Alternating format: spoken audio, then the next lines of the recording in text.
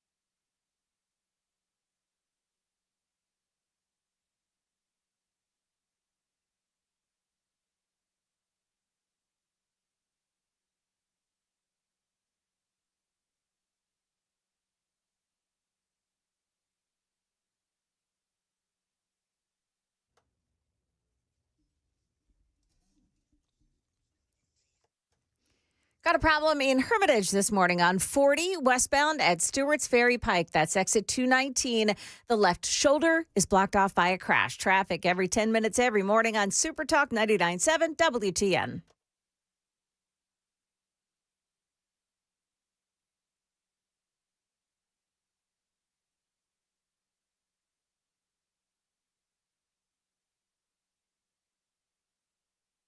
.506, Nashville's Morning News on Super Talk 99.7 WTN. Welcome on in to a Thursday. It is March 19th, and there is a lot going on. By the way, I love the Jones Newscast, specifically the weather forecast. Mostly sunny today, pleasant, like Jones Newscast, and 72 degrees.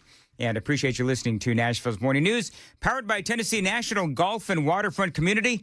Find them online, TennesseeNational.com. So a few headlines regarding the war. Headline from the Daily Mail.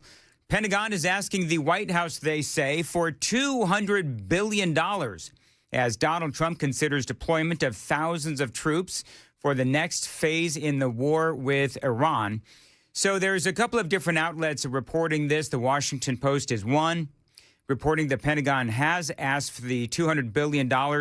And so it's going to be interesting to imagine the Democrats having to approve $200 billion for a war that they largely oppose, because the Pentagon has asked the White House to ask for the funding from Congress. And, of course, we all know that in Congress there's a bunch of Trump-hating Democrats and also some Republicans as well. So now we're 3 weeks in, and we've taken out their Navy, a lot of their ability to launch missiles, although they do still have some capabilities. We've cyber-attacked them. We've killed a bunch of their leaders. Another option, of course, with the $200 billion, we might be talking about ground forces as well to capture and control Karg Island. That is their hub for oil experts in Iran. And there's also discussions of sending in troops to secure Iran's uranium, which is some of what they need for nuclear weapons. And so there's a lot going on, a lot of headlines. Also, Joan was reporting in the news that, of course, you all know that yesterday Israel attacked Iran's oil fields, and now Iran has attacked the world's biggest liquefied natural gas complex in Qatar, targeting a gas field and a facility in the United Arab Emirates as well, fired missiles and launched drones on Saudi Arabia on Thursday following Israel's bombing of Iran's South Pars gas field a day earlier. So that is quite an escalation. Joan talked about how that is an escalation. Now Donald Trump is saying, all right, everybody leave the oil fields alone. Everybody leave the energy alone. Donald Trump is trying to sort of contain the fallout of all of this because obviously everyone is worried about the cost of gasoline. J.D. Vance was in Michigan yesterday, and one of the things that he said is, okay, so if there is a continuation of a spike in gas prices, that is going to be temporary, and when this whole thing is over, they will crash. This is J.D. Vance talking about what happened in the last couple of days. What is the administration doing to help keep gas prices down, and where do you see gas prices going here in the near future? Well, you know, the President of the United States has been crystal clear about this. Look, gas prices are up, and we know they're up, and we know that people are hurting because of it, and we're doing everything that we can to ensure that they stay lower. I will say, you know, the President said this, and I certainly agree with it. This is a temporary blip, okay? What happened under the Biden administration is that gas prices were high for 4 years. Gas prices are higher right now, and frankly, they're not even as high as they were during certain parts of the Biden administration because of what's going on in the Middle East. It's not going to last forever. We're going to take care of business. We're going to come back home, and when that happens, you're going to see energy prices come back down to reality. But in the meantime, we got... Yeah, so that is J.D. Vance. Joan, are you looking at gas prices when you fill up? Sort of, kind of. So down by me, they're expensive. But I went to BJ's this week. Mm-hmm. I paid $3.069 per gallon at the BJ's. Really? Yeah. Okay, that's obviously cheap. Cheaper than a lot of places. Yeah, I wouldn't call it cheap. Well, yet. no. But you know, I'm seeing $3.69, $3.79, $3.89. It is now sport for me to when I'm driving into work, I'm looking at everybody's gas prices. Because my place that I go to, like right near my house, is $3.69. So that's what they are charging in North Mount Juliet. I get down to 70, and they're like $3.79, $3.89, $3.92. You know what I mean? So there's a lot of difference. Sometimes 20, 30 cents difference per gallon. So for me, I am just checking it out. You know what I want to do? If you are on the road right now, if you can safely text in when you're driving in what the gas prices are at your place of gas where you'd like to get your gas, let me know what the gas prices are, because I would be very interested to know. There just is a lot of variance. And I always wonder, why is it one place can charge $3.69 and another one charge $3.89 or $3.90? You know what I mean? Yeah. So, and the gas prices, I think we all got to face facts. They are going to continue to go up until this whole thing is over. And that is why Donald Trump is trying to de-escalate everyone and tell everyone, including Israel, lay off of the gasoline, the oil fields, lay off of the oil fields, because that is going to screw everybody. And so there's a lot to that, and we'll continue to keep an eye on it. But Do you use Gas Buddy by any chance? you know what? I don't, and I should. Yeah, it's really, I mean, you can put the map feature up wherever you are and then zoom in on it, and you can see where the gas prices are. All right, so how far are you willing to drive out of your way There you to go. save That's money? the question, right? Well, Joan, Yeah. how far out of your way are you willing to drive to save 10, 15 cents a gallon on gasoline? So because I travel so far, it's kind of easy for me to look all the way down from Nashville all the way down to Manchester to see like where the cheapest prices are. So Okay. I just hit the cheapest place on the way home. All right. Yeah, so that Very was good. in Laverne. That BJ's in Laverne had really good prices. Now, right now, let me see if I can go back to the other. Oh, I see. It just sent me all the way out. But you can also see in an area where exactly there's a list of the cheapest prices. You don't even have to drive around and look. You can Okay. yeah. All right. Yeah, I Check don't. that out. It's good. It's a good resource. I would be hard pressed to drive too far out of my way to save, a couple of cents on Yeah. a gallon of gas.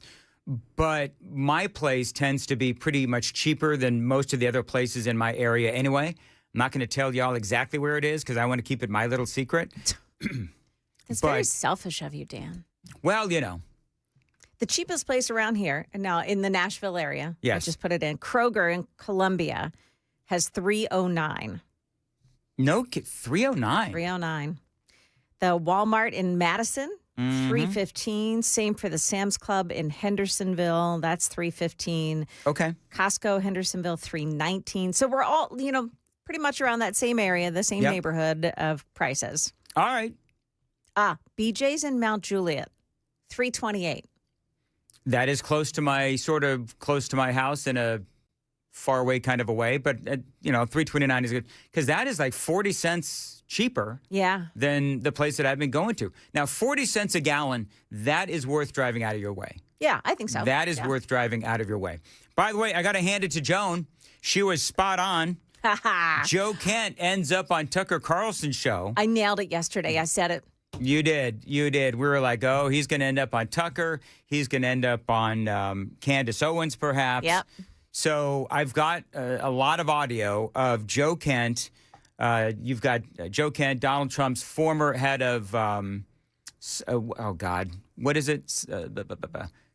What was he in the my Trump gosh. administration? I keep wanting to say cybersecurity, and it's not cybersecurity. No. Counterterrorism. Former director of the United Counterterrorism. States National Counterterrorism Center. Yeah. Yeah. I Yeah, don't know now, why I keep was wanting that to make- appearance on Tucker before or after the FBI opened an investigation? Well, and that's all part of my discussion. They are saying that he was under FBI investigation, and that's one of the reasons why he resigned. So, and yeah, we talked about that yesterday. Dude is apparently a serial leaker, but I'm also, I know enough to know that one of the first things that you do if you've got a traitor in your ranks is to try to take out his character. So Serial leaker sounds like slightly more encouraging. yeah, I Than the mean, nickname. he Like is a bedwetter. okay, whatever. I mean, he's been leaking. The Trump administration is saying that he's been leaking. And for, the Trump administration, they're trying to figure out a way now to handle this fallout. Although I think that they have, because when Trump put out the tweet from 2020 where he was employing Donald Trump to go after Iran, which is exactly what Trump is doing now, then he completely loses all credibility. Because as Chris Hand said yesterday, he sounds like an opportunist. And as I said yesterday, the guy is merely quitting, and I'm air quoting, quitting before they can fire him. And now he's going to end up on The View. Obviously, as we said, Tucker Carlson, he's going to come out with a book. He's going to be all over the networks. And so, part of my question is going to be, okay, so if you are somebody who is more middle of the road, right? So you're not convinced that Donald Trump is the devil, and you're somebody who doesn't believe that everything that Donald Trump is right. You're just more of a free-thinking kind of guy. Does Joe Kent have any credibility? So we'll talk about that as well. You know what I think about Joe Kent? What do you think about Joe Kent? I think Joe Kent has a wife problem. Okay. Would you like to... Would you like to expound on that? I know what happened to his first wife, and Yes. It's not pretty. Right. She was killed in a terrorist attack, I believe, right? Yeah. So he remarried Heather Kaiser. She has backed her husband's resignation. She's a writer for The Gray Zone, a publication critical of U.S. and Israel foreign policy. She has a military background. She's an artist, but she has co-authored pieces with Max Blumenthal and others on topics like Ukraine and foreign policy. She's clearly a lefty, and she's taken, in my humble opinion, she's taken Joe Kent and moved him from the Trump supporting, even like juice drinking believer in Donald Trump and his policies, and moved him away. It's always the women, isn't it? It's always the women. Repeal the 19th. So, here's what I mean by that. Wasn't Hillary Clinton? Yes, a problem. No, Hillary Clinton was a problem, but also Kaepernick. Colin Kaepernick yes. was a normal guy. Yes. And then he ends up with this, woman of his, wife of his, whatever it is, and she completely turned him into what he ultimately became, which is a social justice warrior. And so, I mean, I'm not saying that Kaepernick maybe perhaps didn't have it in him, but I mean, a lot of people say that is what happened to Colin Kaepernick. It takes a special person to make you realize your grandparents that raised you are really racist pieces of crap. Right. That's the state of mind of Colin Kaepernick after he ended up with this, girlfriend and then I believe wife of his. And what you're saying, Joan, is that Joe Kent turned when he met this second wife of his. Yep. All right. Well. Yep. Hope it was worth it. I mean, whatever. I mean, listen, if this is how he feels, listen, everybody's got an opinion. And as far as I know, I mean, he may have broken some laws with the leaks. We'll have to see ultimately what happens. But he's got a right to free speech. And as long as he's not leaking any classified information, which he may have, we don't know. But, he does have a right to go on Joe Rogan, and he does have a right to go on The View and these other places and speak about his experiences, as long as he's not violating any agreements that he may have signed to, not spill any state secrets. Yeah. Would you say that should he end up on The View, that's like the lowest of the low as far as your media tour can go and something like this? Is it rock bottom? No, it's not actually. If you no. Here's what I'm going to say. If you are looking for a lot of coverage, you want to be on The View because it's a friendly interview. They're like, even collectively, they're just not the brain trust that is going to challenge this guy, Joe Kent. Now, there may be, I don't know who the conservative is on there these days, but they're very soft conservatives, if you know what I mean. So I think if you want to talk about the bottom of the barrel, MS Now. That's where you want to go, right? I mean, do we all agree? So Valid. Yeah. All right, there you go. By the way, the Gray Zone is a site often criticized by mainstream outlets for its anti-Israel and pro-Palestinian stances. So that's who she's like. That's her mindset. Mm-hmm. And that's what he goes home to every night. Mamdani has a crazy wife, too. Yes. Mamdani's wife. Do you have that story? Is NUTS nuts. No, I mean, I just know from previous reading that there was more that came out last night. Oh, really? Yeah. About his wife? Yeah. Oh, golly gee. Do you have it? Did I really just say, oh, golly gee? You said, oh, golly gee. When's the last time you said, oh, golly gee? Probably last week. Probably watching the Adam West Batman. All right, here we go. Came out 10 hours ago. This is from the New York Post. Mayor Zohran Mamdani's wife, Rama, celebrated Palestinian terrorists in a flurry of resurfaced social media posts that she made as a teenager and in her early 20s. The Big Apple's first lady, already under fire for her troubling past social media activity, used her Tumblr account to hail Palestinian plane hijacker Layla Khalad and other members of the terror group Popular Front for the Liberation of Palestine. She's 28 now. She used the now inactive account while she was living in the Middle East. It linked her post in part to using facial recognition technology. Oh, how about that? Wow. Well, okay, the question is, because that was 10 years ago. Yeah. Does she still feel that way? Yes. I mean, I'm just assuming that she still feels that way. Yeah, you got to present evidence in the contrary. Remember Mamdani? Do you remember when Mamdani, I don't have the story in front of me, but I did it a couple of times, where he did that rap song where he was praising a couple of guys who gave money and supported. The something five. Look that up real quick. So, I mean, the post says that in September 2017, she posted a photo of Khaled, who took part in the plane hijackings in 1969 and 1970 with a caption quoting one of her most famous lines, quote, "If it does good for my cause, I'd be happy to accept death." Okay. She seems normal. That's a perfectly reasonable reaction to things. But, I mean, here's the deal. Isn't that what the terrorists feel? Yes. Like they welcome death. And so it's hard to do battle. I was reading the thing the other day. You know, you talk to military experts and terrorism experts, and it's like, okay, so how do you defeat an enemy who they want to die? And so, you know, like the men with the virgins, I mean, I don't know if you're a woman, what's awaiting you if you die as a martyr, whatever it is. But, I mean, she obviously welcomes that, too. Oh. She had an Instagram post celebrating the October 7th attack as well. So. That was where Mamdani tried to say she's not a public figure, guys. Yep. She gets special treatment, even though she's the first lady of New York. But in 2017, the rap song Salam, in which he referenced the Holy Land Five. Yes. Which, by the way, his rap moniker, Mr. Cardamom. You name yourself after a spice? Cardamom? Yeah. All right, Mamdani said, "My love to the Holy Land Five. You better look them up." Who are the Holy Land Five? The 5 leaders of the Holy Land Foundation for Relief and Development, a Texas-based charity convicted in 2008 of providing material support to Hamas. Yep. Yeah. Now I remember.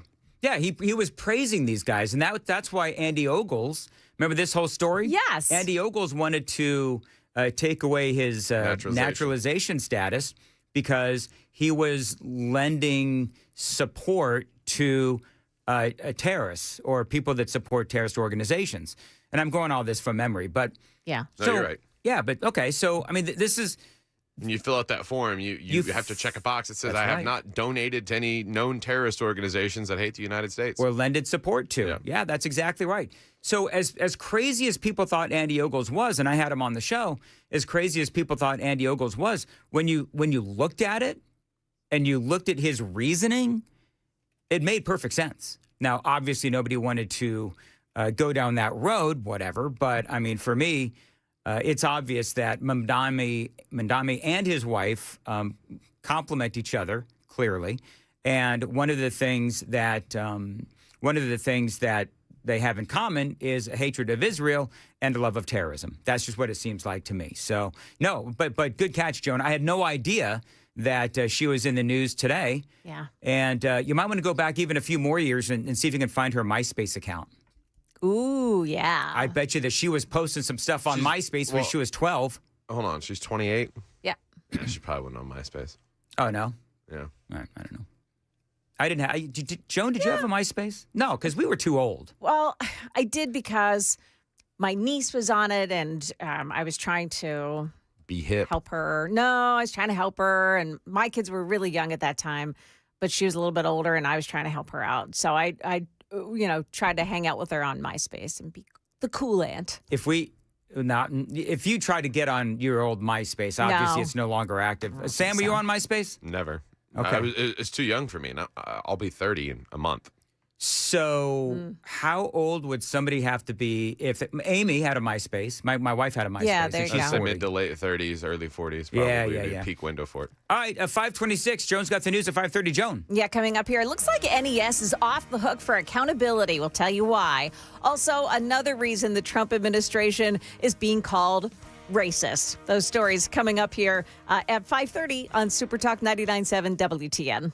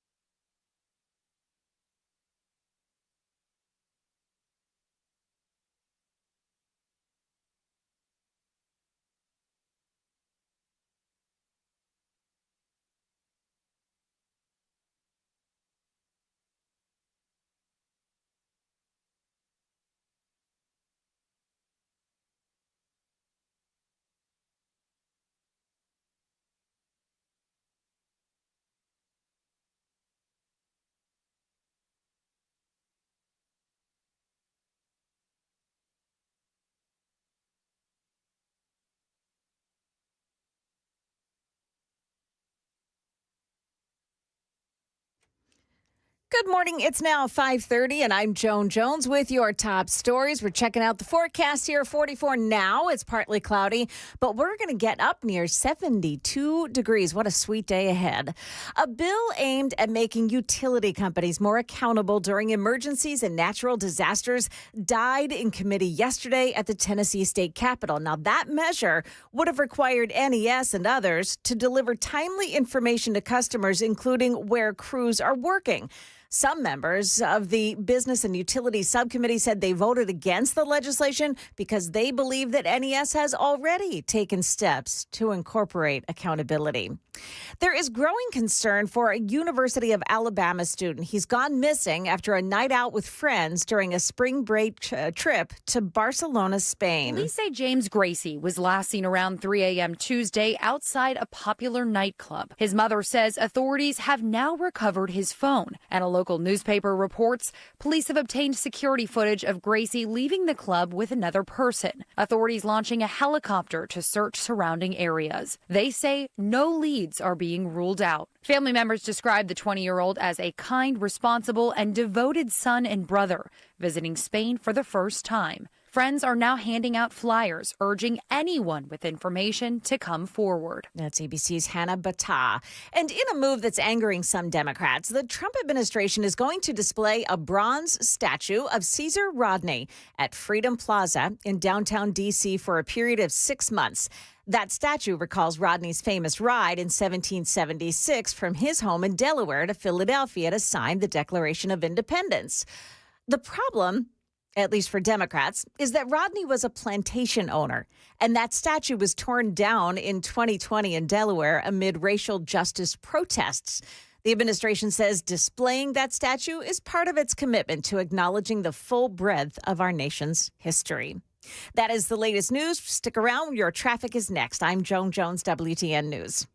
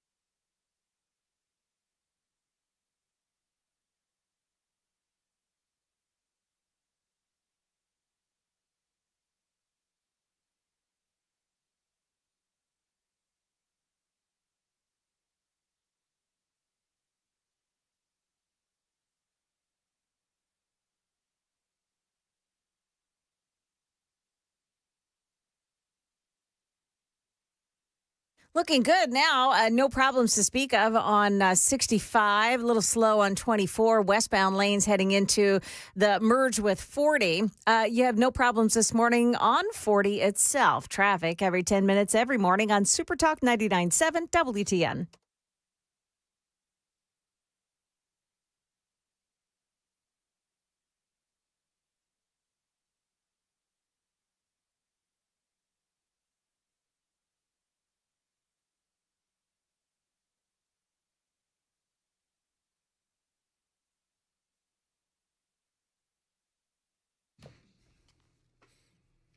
Hey, Joan.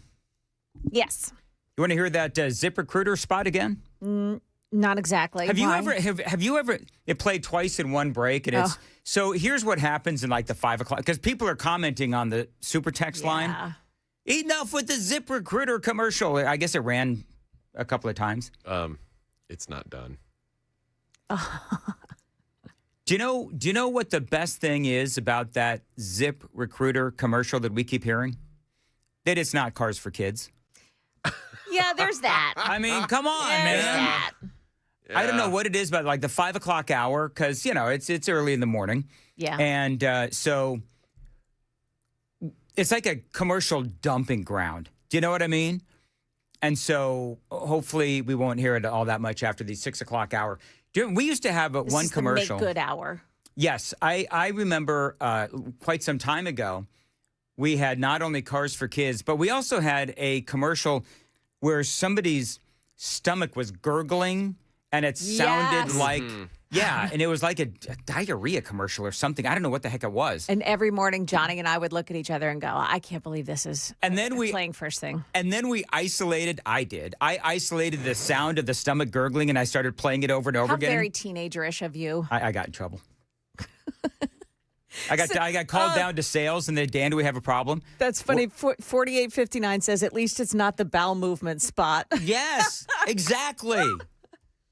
I would have, do other radio stations in their 5 o'clock hour, do they get the commercial dumping ground that we do?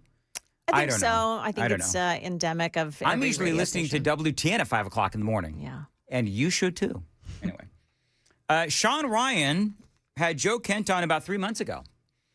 And people are saying that this audio that I'm about to play proves that Joe Kent, Donald Trump's now former head of counterterrorism, is lying or has flipped on the dangers of Iran. Now, I want to listen to this very closely. I've listened to it a couple of times. Remember what Joe Kent said. Joe Kent said in his resignation letter, and he has said that he didn't feel like an attack from Iran was imminent. That's what he said, right? So this is what he said on Sean Ryan I think this was, when was this? Was this it wasn't 3 months ago. I think somebody said it was 3 months before Trump was elected. But listen to this. This is Sean Ryan and Joe Kent. They're still registering for the draft, aren't they? Like that's the logical conclusion to the direction that we're heading in right now, unless we make some serious changes. I mean, I've already heard rumors that Fifth Group is going to be sending guys to Iraq because of the escalated situation with Iran now. Yeah. I mean, most Americans aren't aware of it. Our troops in Iraq and Syria have been attacked 150 plus times by Iranian proxies. And when we say Iranian proxies, we got to be clear on what that is. That's the Iraqi government that we pay. Because after the Iraqi military, we spent $2 trillion on, surrendered to ISIS, we had to go back in there in very short order and stand the military back up again. And guess who filled the breach? The Shia militias controlled by Iran did. And the Iraqi government's controlled by Iran. So these are... All right, so that is Joe Kent, and that was on the Sean Ryan podcast. That was, let's see, when was this original interview? Let's see, somebody said 3 months before President Trump's election. So that was 3 months before Trump's election when Joe Kent was talking about the dangers, the perils of not only Iran, but also Iran's proxies, right? So, for me, when I hear that, I do believe that Joe Kent is, Chris Hand used the term yesterday, and I do believe that it is appropriate. I think that he is an opportunist, and I think that now he is going around and he's talking about, oh, by the way, guys, I think it was you, Sam, that asked, what is the lowest of the low on leftist liberal media? And I said MSNBC or MS Now. I actually got one lower. A Joy Reid podcast. Ooh. That would be the lowest of the low. Is it really a podcast or is it some crazy lady rambling? I think she's a crazy lady rambling. If that's what you want to call a podcast, I guess that's all fine, well, and good. But people still, people must be watching her. I don't think that she's getting any. I don't think that she's getting any money for her podcast. I can't imagine that she is. Oh, there's got to be a good percentage of the population. Like I've noticed this trend the last couple of years has just spiraled upwards in the hate following and the hate watching. Like there are people that are set to, and I hate to dive into this. The upcoming season of The Bachelorette features a girl from this show, The Secret Lives of Mormon Wives. Okay. And it's all centered in controversy because she's 31, has kids from a previous marriage, and is currently facing like domestic assault allegations. But they're going to put her at the center of this network television show. And people are going to follow along with it just to hate on it. Yeah. It's going to do numbers. Well, also remember, though, and I bet you Joan would agree with this, that people watch trash on TV to make them feel better about themselves. Amen. That's right. That's why you've got the 8,000-pound sisters or whatever it is. TLC. That's all TLC That's airs. also just fascinating to see the human body, But I think that you limit. feel better about yourself, even though, you just ate that extra slice of pizza. You say that as someone has left a full cheesecake in the break room. I know, I saw that. It's You know what? Nobody has dived or dove. Nobody has doven or dived, whatever. Nobody has Taken cut a it up dive. yet. Yeah, nobody's opened up that we don't cheesecake have yet. any paper plates, and no one wants to do dishes. P.S. It's sitting out in the middle of the break room. It should be in a refrigerator. Don't eat that thing. Anyway, moving right along, because nobody cares about the cheesecake in the break room. So you just heard Joe Kent on with Sean Ryan talking about, and this was 3 months before Donald Trump was elected, talking about the threat that Iran is. Now this is Joe Kent, and we called it. Joan called it. He ended up on Tucker Carlson almost immediately after he resigned. Listen. Was Iran on the verge of getting a nuclear weapon?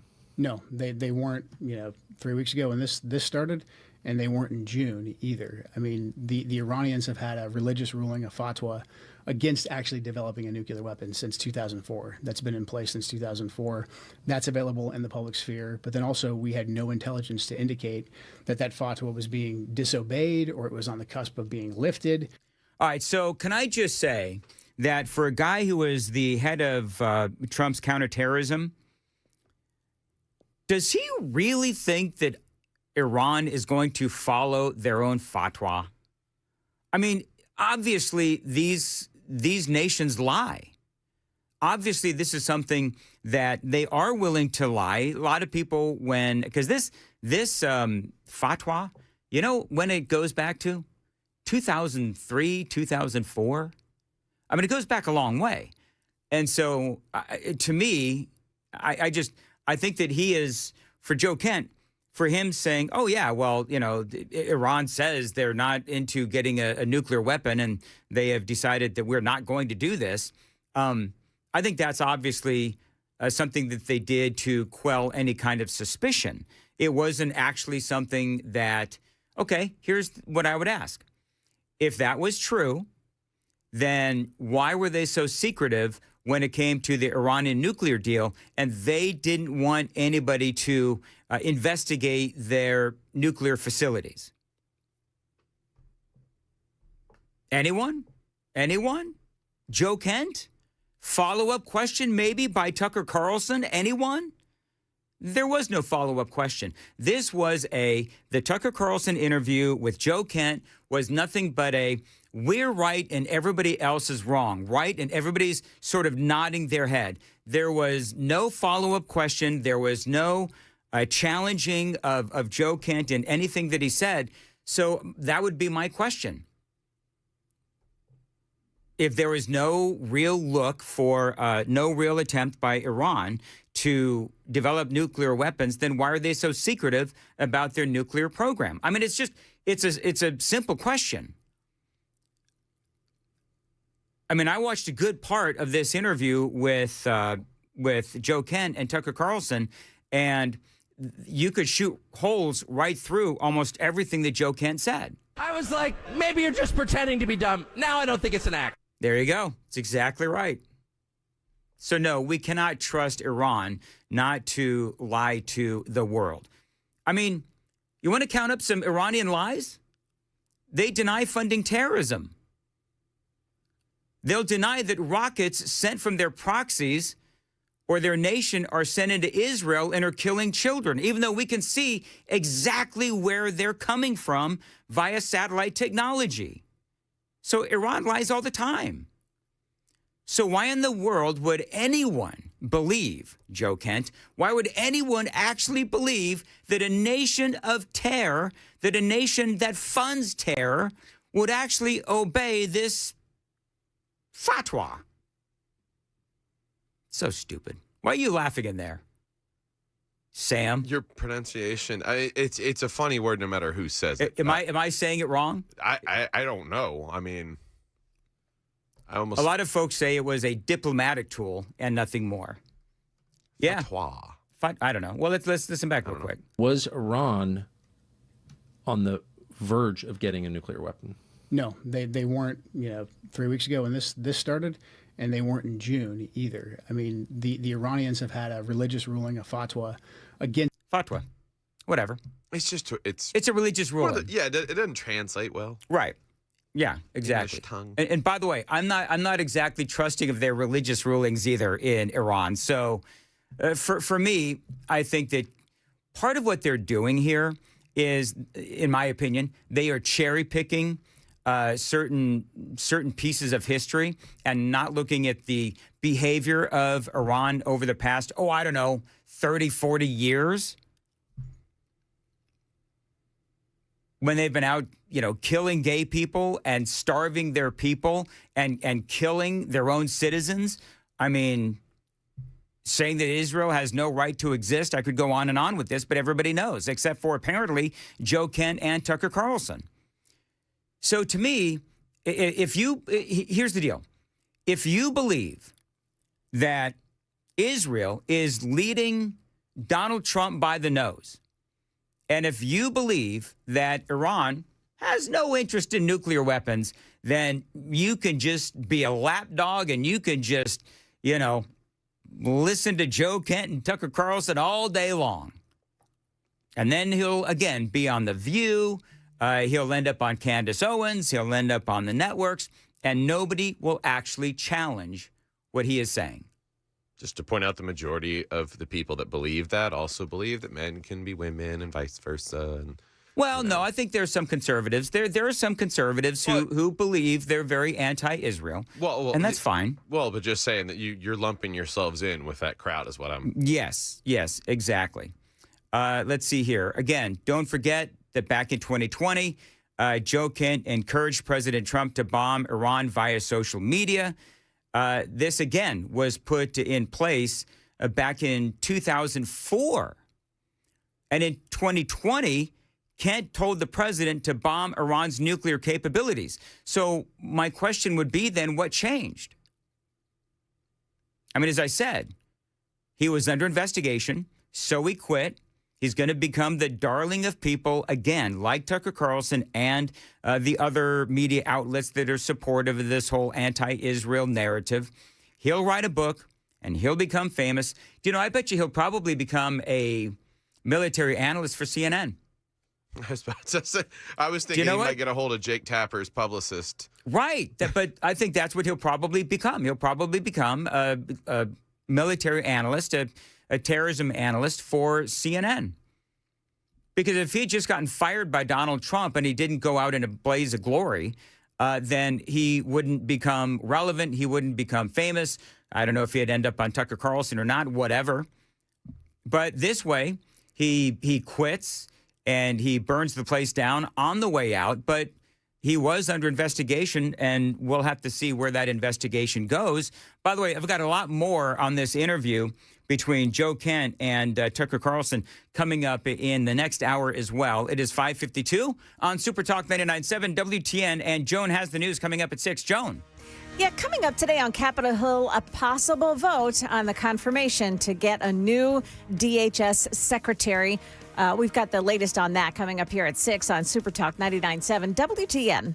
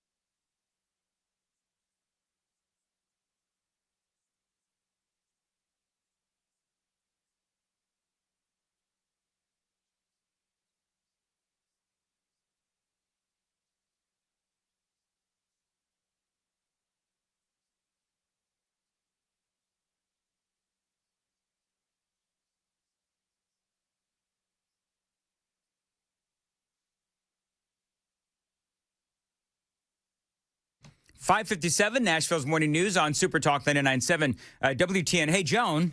Yeah.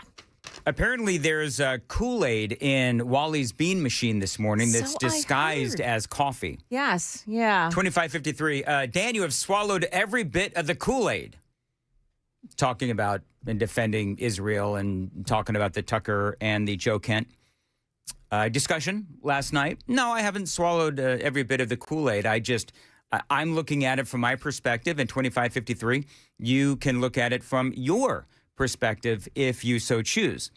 One of the other things that I would say about Iran, and a super texter actually brought this up, and it is a great point, and that is that if Iran wasn't trying to enrich uranium for a nuclear bomb, why do they feel the need to enrich up to like 60%, which is, I've done interviews on that before where they talk about the levels of enrichment.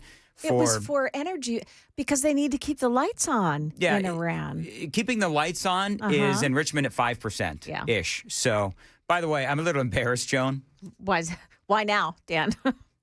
So I'm wearing this is terrible for the radio, but I'm wearing like a flannel-y kind of a thing today. Yeah. And some eagle-eyed viewers on Super Talk TV noticed that I clearly got dressed in the dark today because I have dog hair all over my right sleeve. And I'm to be honest, I'm like horrified now, and I'm trying desperately to get all the dog hair off. He spent like a solid 45 seconds just rapidly firing down the side of his shoulder. But now it's transferred to my shirt. It's that material and dog hair just. Oh my goodness gracious! Yeah, he's got fluffy hair too, right? Bandit. He's got fluffy hair and it fluffs all over the house. Short-haired dogs drives me nuts. Anyway, whatever. So I'm trying to get the dog hair off my right sleeve. It is 6 o'clock. Super Talk 99.7 WTN.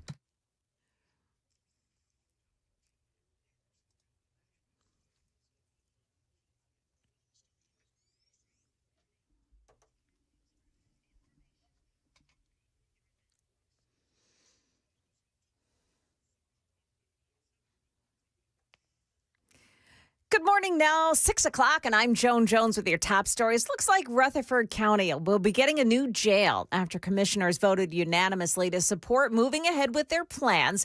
County Commissioner Trey Gooch saying that the new jail would ease overcrowding. He says it's in the early stages of a 5-year process, which is still yet to determine where the jail will be located and how big it needs to be. Joe Kent may have quit his job at the National Counterterrorism Center, but he's not off the hook for his actions before he walked out the door. Sources say the FBI has now opened a criminal investigation into him for possibly allegedly leaking classified information. It's not clear yet what that information could be, but there will definitely be questions about the timing. Yeah, the timing. ABC's Patrick Reevell there. He didn't know that the FBI has already said that investigation predates Kent's departure from government. That's according to Fox News. Fox also reports that Kent was a known leaker who had been cut out of intelligence briefings months before his resignation. Happening today on Capitol Hill, a possible vote on the confirmation of Republican Senator Markwayne Mullen as the new Homeland Security Chief. He'll get a no vote from Rand Paul. The two have a long-standing beef with each other, but he may get some Democrat support. John Fetterman, Democrat of Pennsylvania, who's often broken with his party on a number of issues, said he is inclined to support Mullen. He said previously, when Markwayne Mullen was announced as Trump's pick to lead DHS, that he would be open to supporting Mullen. And then he told me when he walked out of the hearing that he didn't see anything in the hearing that caused him to change his mind. So you can put Fetterman in the leaning yes, if not yes column. That's ABC's Jay O'Brien. The Senate's Homeland Security and Governmental Affairs Committee meets at 8:30 Central Time this morning to consider the nomination. Market Numbers brought to you by Beacon Capital Management, online at beaconcm.com. To no one's surprise, the Federal Reserve is holding its key interest rate steady. Chairman Jerome Powell suggests that's not likely to change anytime soon, given rising inflation and economic uncertainty tied to the war with Iran. Powell's prediction did not sit well with Wall Street's investors, who sent the Dow Jones plunging 768 points to its lowest close of the year, 46,225. The S&P and NASDAQ composite dumped more than 1 1/3% each yesterday. The same economic uncertainty tapping the brakes on interest rates has more Americans looking to a future without a retirement. A study by Fidelity Investments finds that nearly 1 in 3 adults are not sure when or if they'll ever be able to leave work. Jim Ryan, ABC News. And we've got Dow futures pointing down 74 points this morning. A lot of losses on the market yesterday. That is the latest news. Traffic is next. I'm Joan Jones, WTN News.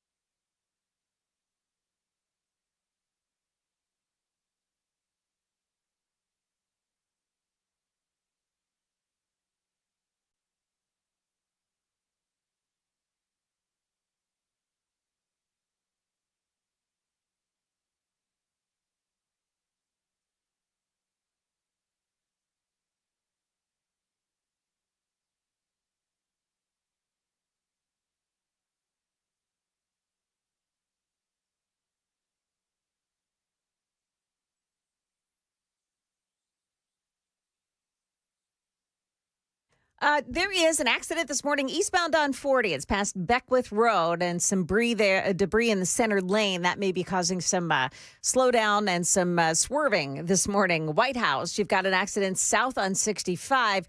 That one's before Bethel Road, exit 104. Traffic every 10 minutes every morning on Super Talk 99.7 WTN.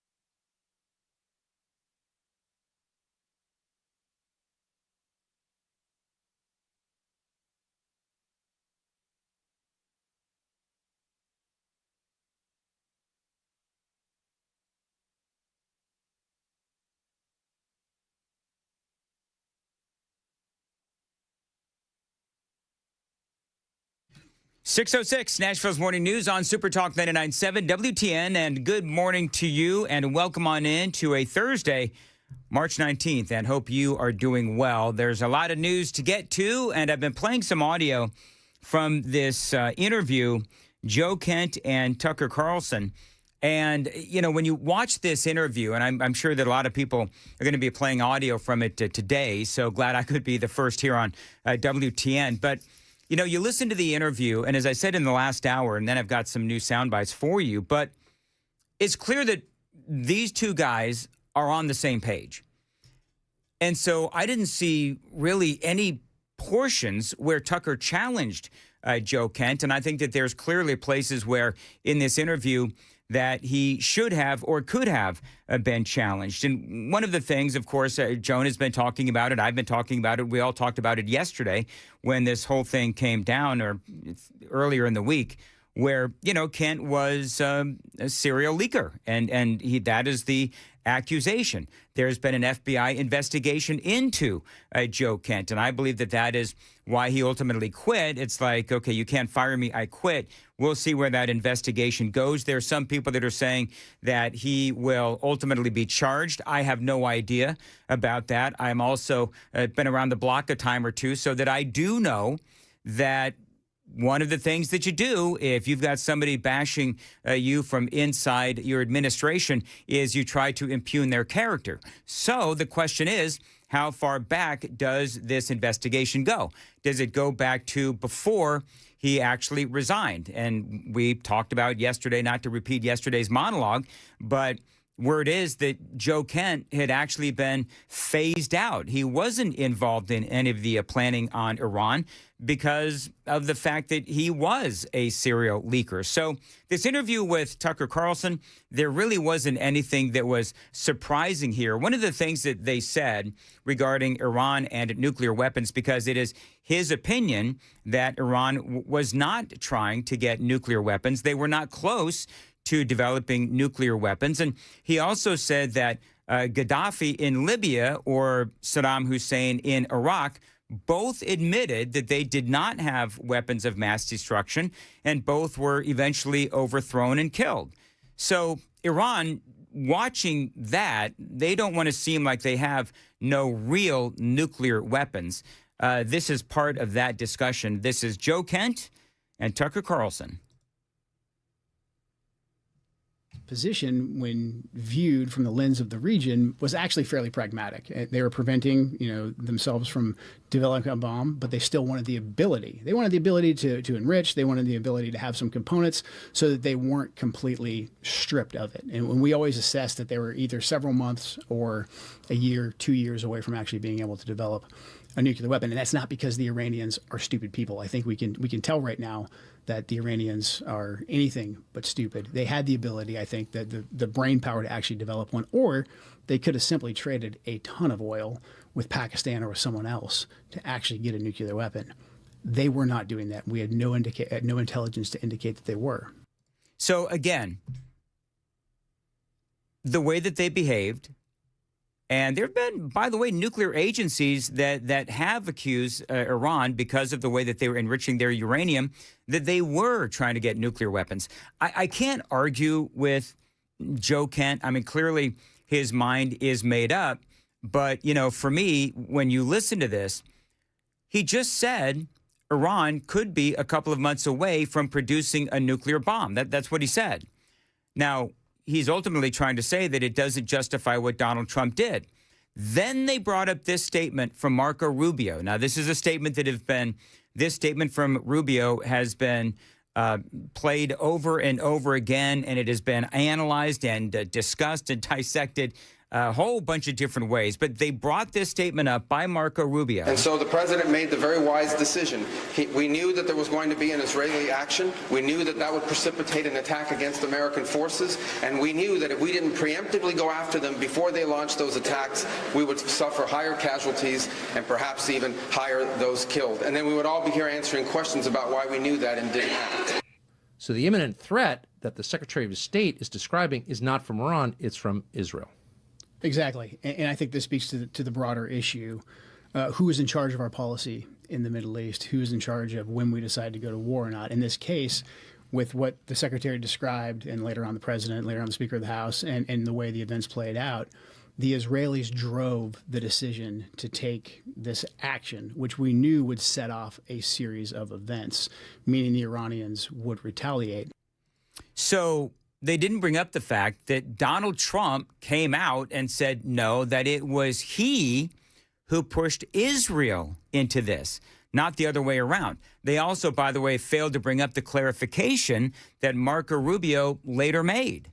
Yesterday, you told us that Israel was going to strike Iran and that's why we needed to get involved. Today, the president said that Iran was going to get Yeah, your statement is false. So that's not what I was asked very specifically. Were you there yesterday? Yes, I asked. Okay. No, were you the one that, because somebody asked me a question and said, did we go in because of Israel? And I said, you were asking me that, that follow-up. And I said, no. I told you this had to happen anyway. The president made a decision, and the decision he made was that Iran was not going to be allowed to hide behind its ballistic missile program, that Iran was not going to be allowed to hide behind its ability to conduct these attacks. That decision had been made. The president systematically made a decision to systematically destroy this terroristic capability that they had, and we carried that out. I was very clear in that answer. This was a question of timing, of why this had to happen as a joint operation, not the question of the intent. Once the president made a decision that negotiations were not going to work, that they were playing us on the negotiations, and that this was a threat that was untenable, the decision was made to strike them. That's what I said yesterday, and you guys need to play it. If you're going to play these statements, you need to play the whole statement, not clip it to reach a narrative that you want to do, all right? So they didn't bring that up. Tucker and Kent didn't bring it up. Kent didn't refer to the clarification. They didn't refer to Donald Trump also saying that it was he that pushed Israel. So I know that we're getting into the weeds on this. I understand that. But, you know, this is important to note, the inconsistencies in the discussion between Joe Kent and Tucker Carlson. Then Kent goes on to say that we should have kept negotiating with Iran. I'm going to play that coming up next. It's a kind of a longer cut, so what I want to do is go to traffic a little bit early. It is 6:13 on Nashville's Morning News on Super Talk 99.7 WTN. It is sort of almost time to check the roads.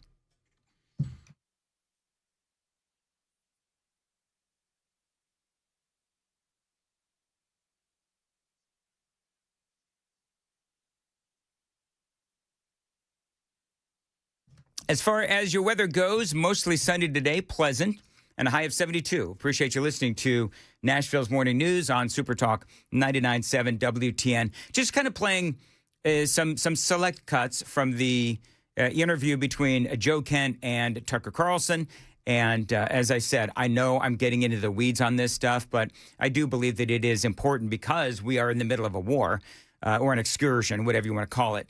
So Kent talks about how we should have kept negotiating with Iran, and this is part of that discussion. But we had a real potential, I think, knowing what we know of the Iranians and how they react, and in particular, how they react to President Trump's leadership. The Iranians, under President Trump's leadership, especially in his second term, they have shown that they take a very calculated approach to the escalation ladder. I think we still could have back-channeled to the Iranians and said, hey, if something happens here in the next couple of days, it's not us. We're still serious about negotiations.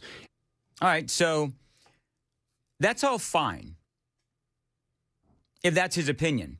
But Donald Trump has said a number of different times that Iran was simply trying to run out the clock. It's like they'd have a discussion, and then a month later, Iran may come back with, I don't know, a partial statement or a partial reaction to a longer, broader, bigger discussion.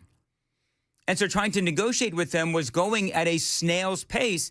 And it was Trump who, and people within his administration, who were more than likely thinking, okay, so what they're trying to do is they're trying to drag out these negotiations while they're working on rebuilding a nuclear weapon or, working on manufacturing or buying more missiles or doing whatever they need to do, work on the uranium. There's all kinds of things you do to build a nuclear bomb, including enriching that uranium. So Trump was like, they're playing us for fools.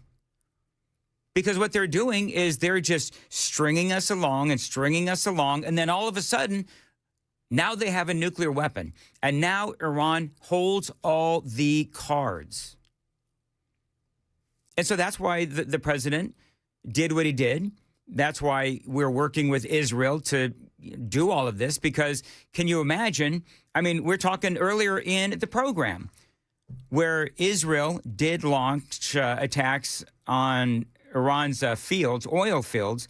Now Iran has attacked the world's biggest liquefied gas complex in Qatar, targeted a gas field in the United Arab Emirates, went after Saudi Arabia with drones. And so can you imagine what they would do with nuclear weapons? And so I understand.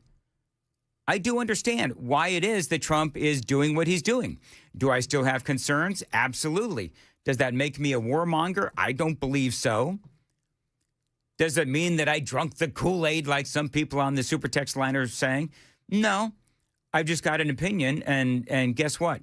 I believe that the people who believe that Israel is leading Donald Trump by the nose, I think that they have their own opinion, and they are certainly welcome to it, and I have no problem with that. But, to just sit here and say that, oh, yeah, it's a definite that Israel is leading Donald Trump by the nose.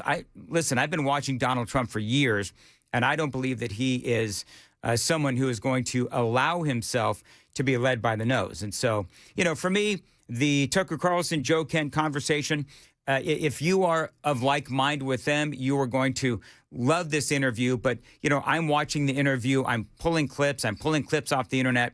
And I'm noticing all of these inconsistencies. And I'm noticing that there are things that should be challenged that are not being challenged. And so we'll see. I'd like to see Joe Kent go on with somebody who would challenge him more than Tucker did. This was more of an interview like, Tucker is basically saying, yeah, we're right? And Joe Kent would say, oh, yeah, absolutely, we're right. And here's why. It's all fine, well, and good, though. By the way, this is interesting. 618, Super Talk, 99.7. MAGA GOP view of Donald Trump. Now, everybody keeps talking about how Donald Trump has a really low approval rating, and I do get that, and I do understand that. But Harry Enton had this as part of a bigger piece yesterday. I think I may have mentioned this yesterday. I may have, I may not have.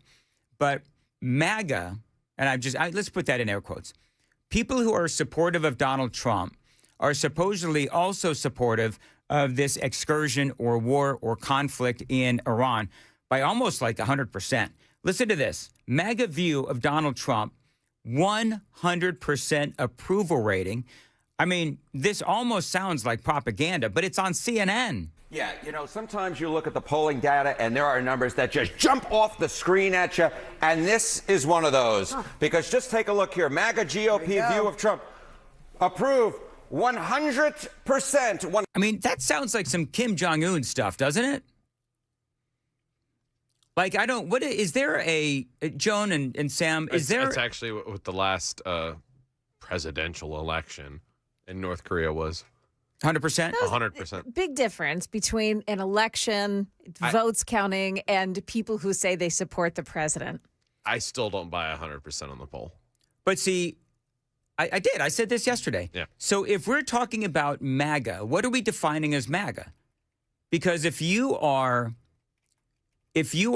part of MAGA, then you naturally support Donald Trump. But there's some people now within the MAGA movement that will say, well, I believe in the MAGA movement, but I also believe that Donald Trump, because he is now engaged in this foreign war and because he is now acquiescing to Israel, he is no longer MAGA. He is more, make Israel great again or whatever. You know what I mean? So look, I'm a big fan of Harry Enton. I've got a lot of questions about the 100% approval rating from Donald Trump. I consider myself, I guess, part of MAGA. I mean, I guess I don't know. I've never really considered myself part of a political club. I feel how I feel. I have conservative values. I like a lot of things about Donald Trump. But to be honest, I don't wear hats. You know what I mean? I feel how I feel on issues. But I've got some concerns about some of the things that Donald Trump is doing, and I never, ever shy away from that. But I still believe that Donald Trump knows what he's doing. I believe that his heart is in the right place. But there's a lot of people who consider themselves part of MAGA who don't support Donald Trump in this endeavor. Heck, on the super text line, I was talking about this yesterday, and I had a whole bunch of folks being like, I'm part of MAGA, but I'm losing faith in Donald Trump. Trump is losing my support. He said no new wars. He said lower gas prices, and here we are, right? So I do understand that.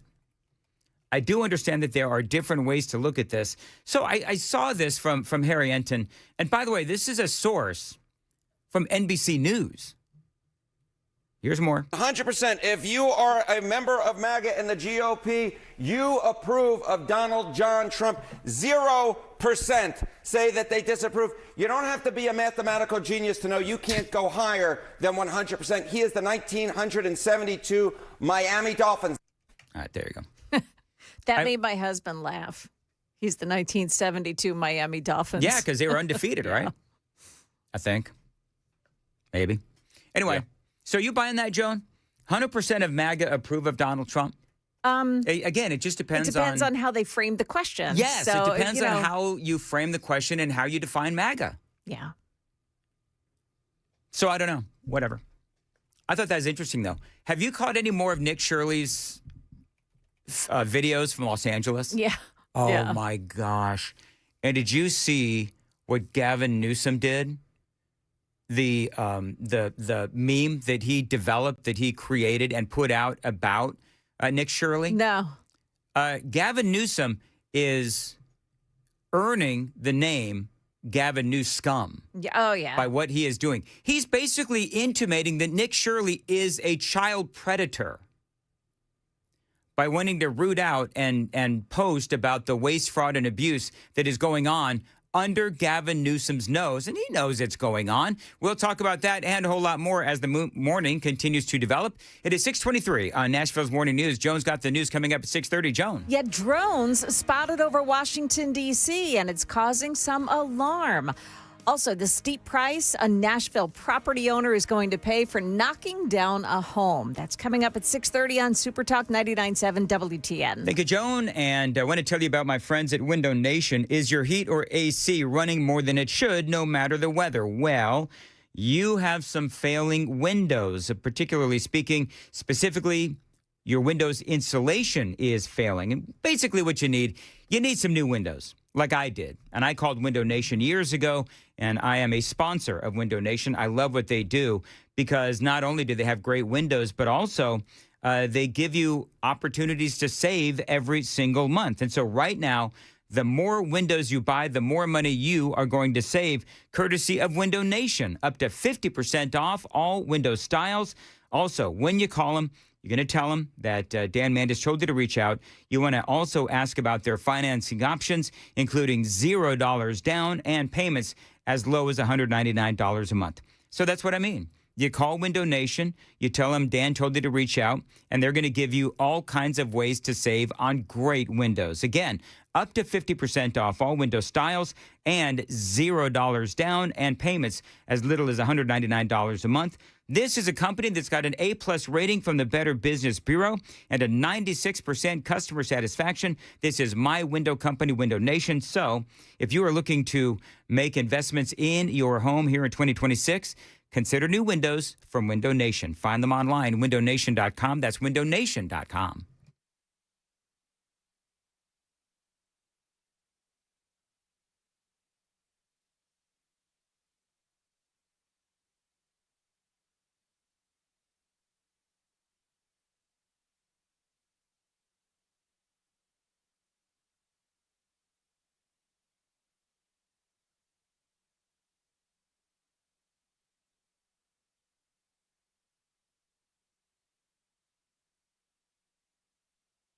Dan Mandis here from Mark Spain Real Estate. The guaranteed offer from Mark Spain Real Estate. It is the easiest way to sell your home. You're going to save time and make the most money so you can say goodbye to the stress that comes with showings and open houses and costly home repairs. My friends at Mark Spain Real Estate, they are going to sell your home fast and for maximum profit. Now, one of their satisfied clients, Steve, said, my experience with Mark Spain Real Estate was beyond 5 stars. Not only did he get an amazing offer on his home, but he says we closed quickly as well. He says, I'm so appreciative of Mark Spain Real Estate. Now, Steve's not alone. Mark Spain Real Estate has over 13,000 5-star reviews. They sell more than 38 homes every single day, making them the most experienced real estate team in America. Trust Mark Spain Real Estate to provide the strongest cash offer in the industry and sell your home hassle-free. Find out what the guaranteed offer is going to be on your home. There's no obligation, but call them, 855-299-SOLD. Tell them Dan told you to reach out, 855-299-SOLD. Go to markspain.com to get a guaranteed offer on your home today. That's markspain.com and start packing.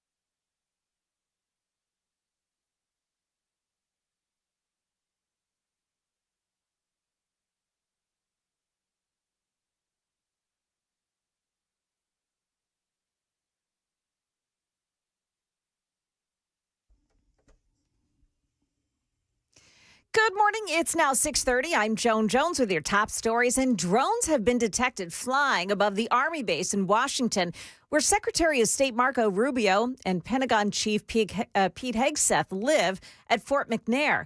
The Washington Post is reporting that last night that officials have not determined where those drones have come from.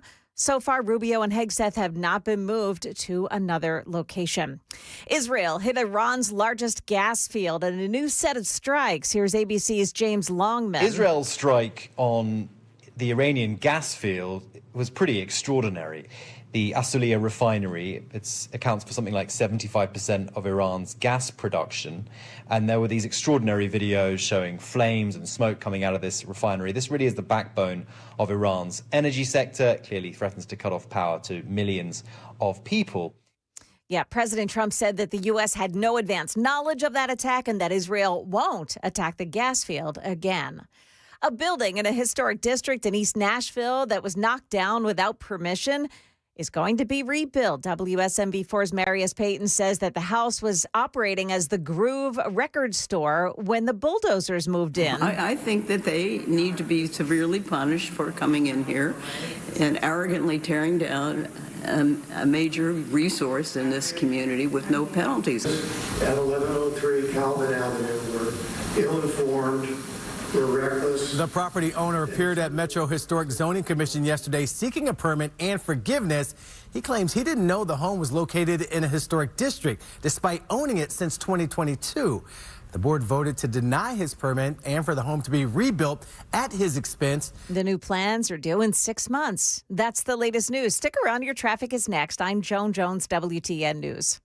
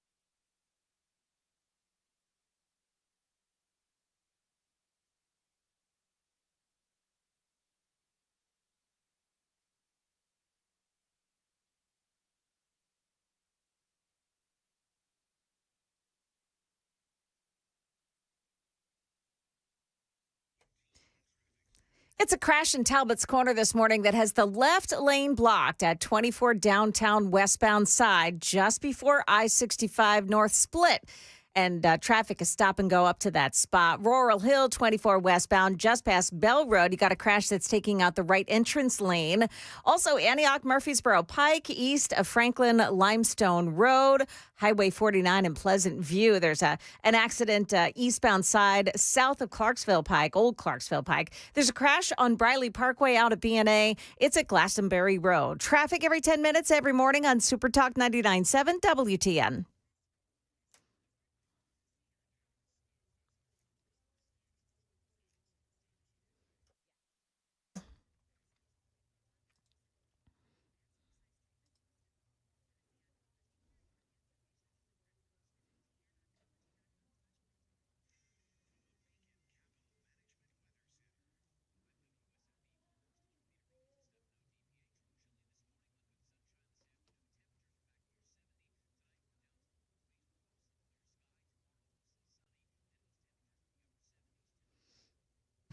.636 on Super Talk 99.7 WTN. Welcome on into Nashville's Morning News. Jonah, you, I'm looking at CNN here. Yeah.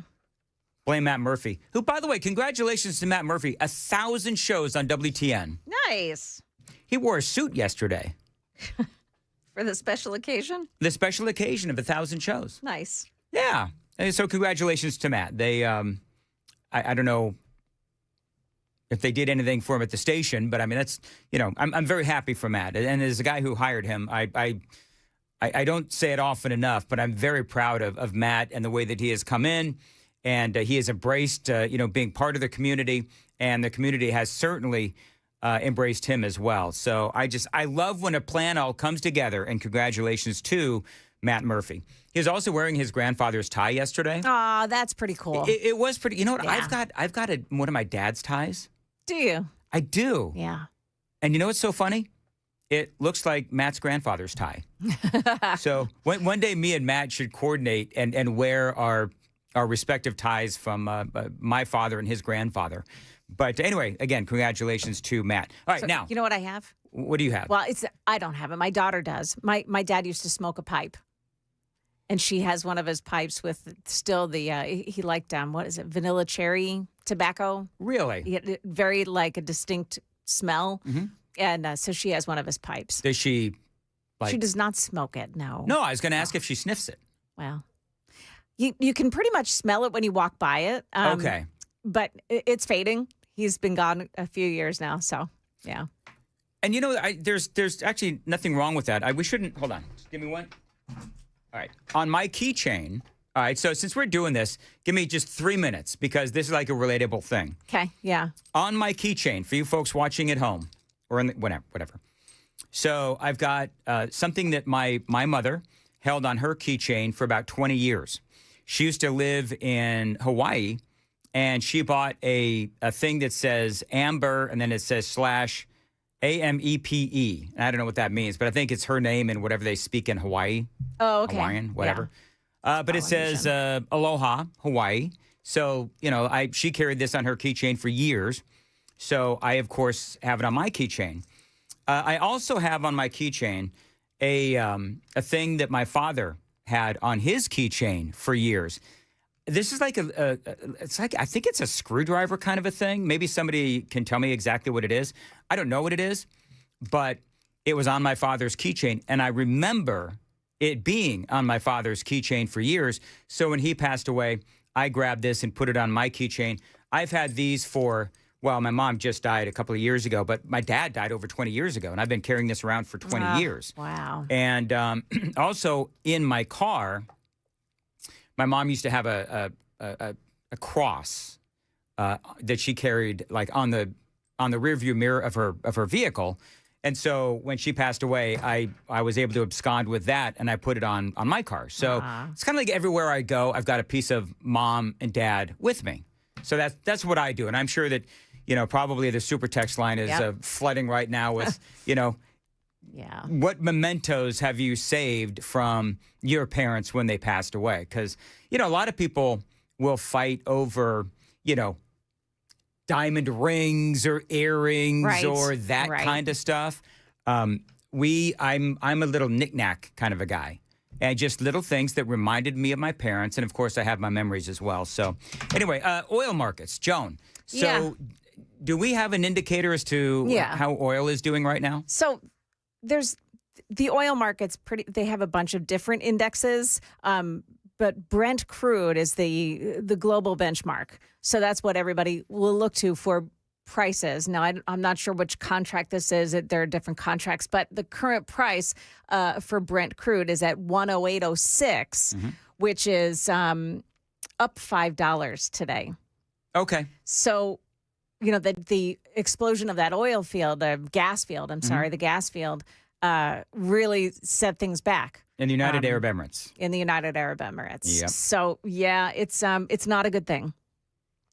In fact, oil briefly hit $119 a barrel before scaling back a bit. So No kidding. this is going to really... It's going to hurt. I think it's going to hurt. It's going to hurt. President Trump has talked about this is going to hurt in the short term, but in the long, like if we keep our heads on and don't pay attention to the ceiling, the sky is falling. It's a short term pain. Yeah. When this is over and when the Strait of Hormuz is open again and when the U.S. is running roughshod over Gavin Newsom and producing oil like it's supposed to be, we will all benefit greatly.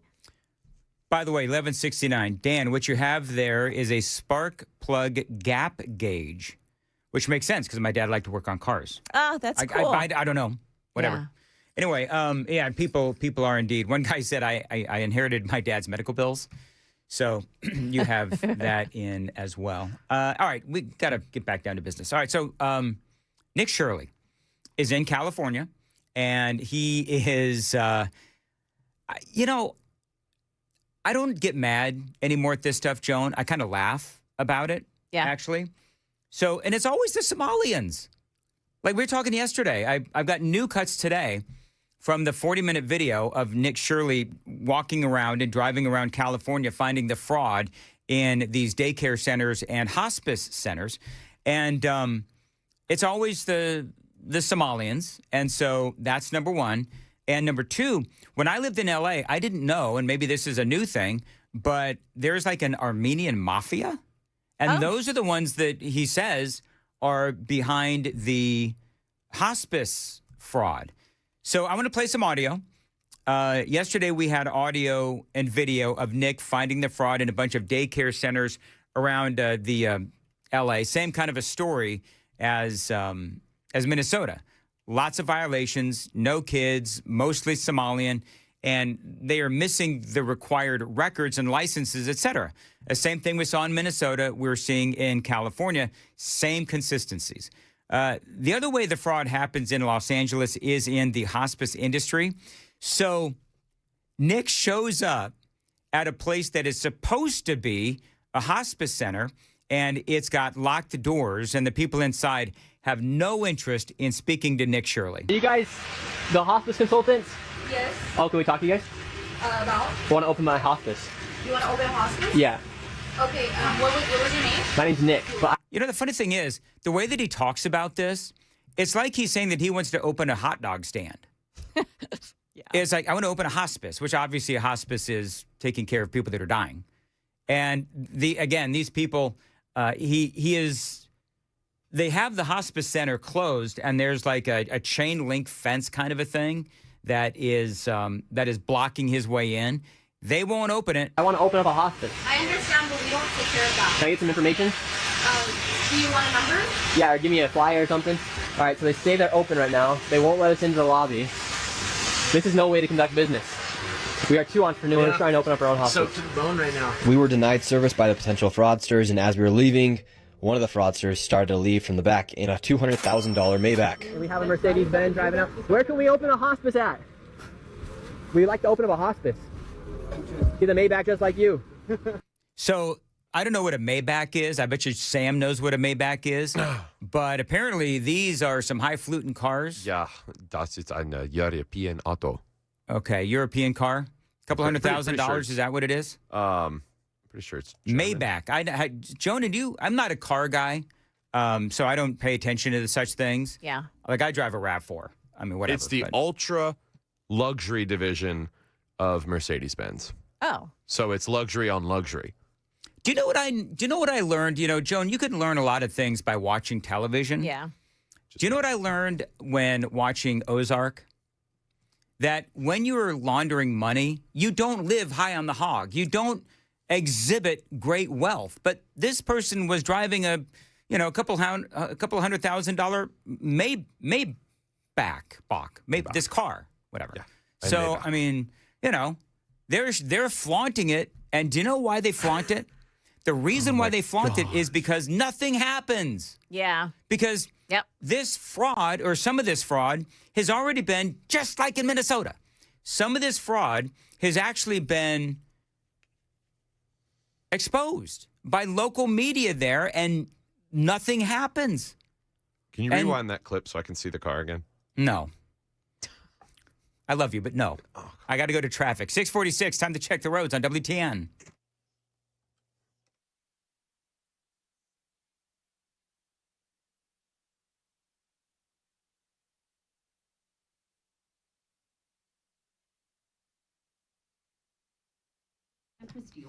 Mostly sunny and pleasant with a high of 72. Appreciate you listening to Nashville's Morning News on Super Talk 99.7 WTN. So, yeah, this fraud has been exposed. Some of it has been exposed. We talk about that. We spoke about that yesterday, friends, where some of the local media has actually done their job in California. It has been exposed. But these Somalian-run daycare centers without the proper licenses and without the proper accreditation, thank you. They still get the money, even though they don't have any kids, and even though they've had violation after violation. So, yeah, they're out there driving the fancy cars and exposing the fact that they have all of this wealth because they know that nothing's going to happen. Here's more from Nick Shirley. So what do you think about all this hospice fraud? Sir, you're in the Cybertruck, driving away, taking money from old people.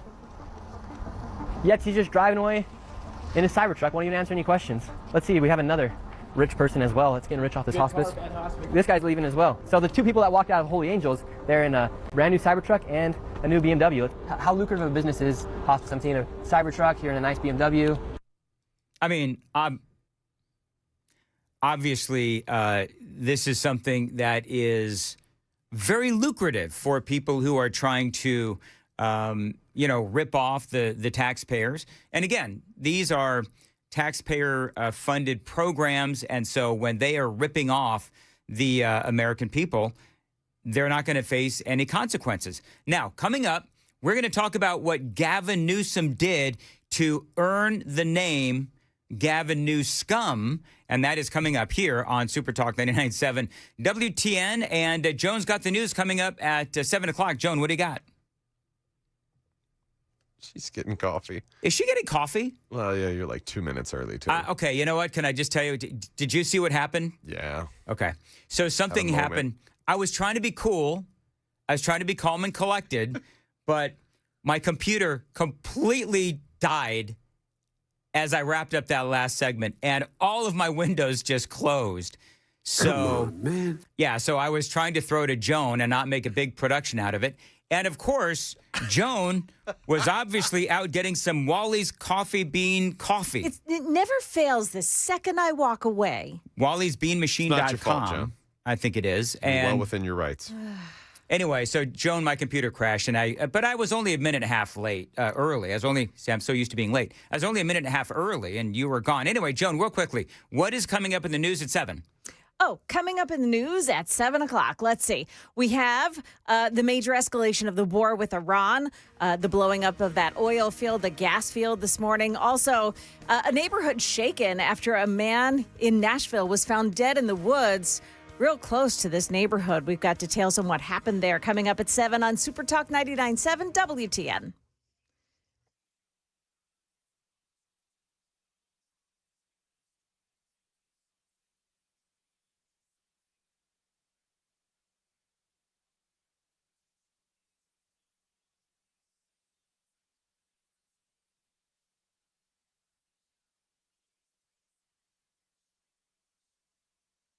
99.7 WTN app. All righty, Contours. Listen, summer is but a few months away, but you know, the work to get that beach bod back, it does begin right now. And my friends at Contours, they can help you get it back with FDA-cleared red light technology. Now, this red light technology, it can help you with your body. It can help you with the fine lines and wrinkles on your face, with facials.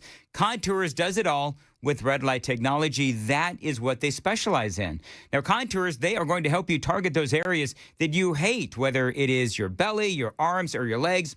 Whatever problem area you have, they can solve that problem. No pain, no surgery, no downtime, just results. And, you know, as I've been saying, I usually fall asleep during my treatments. Now, real men and women from Franklin and across Middle Tennessee have been checking out Contours. And yes, they have been seeing real results. And so, friends, your beach trip isn't that far away. Contours isn't either. Let them help you get rid of those trouble spots. And right now, the first 10 callers get a special introductory price of just $99. So $99 if you're the first 10 callers right now. 615-236-9960. 615-236-9960 for Contours. You can find them online, ContoursLLC.com. That's ContoursLLC.com. Contours, all you've got to lose is inches.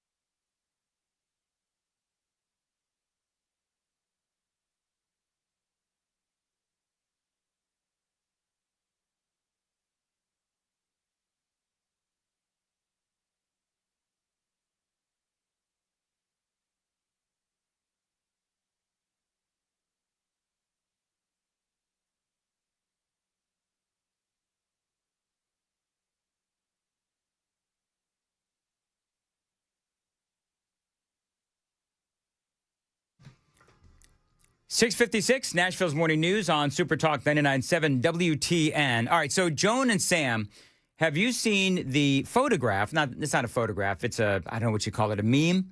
But Gavin Newsom puts out this meme of Nick Shirley. And it's supposed to be Nick Shirley with like a dozen or so cameras around his neck and on his person, looking very creepy-like.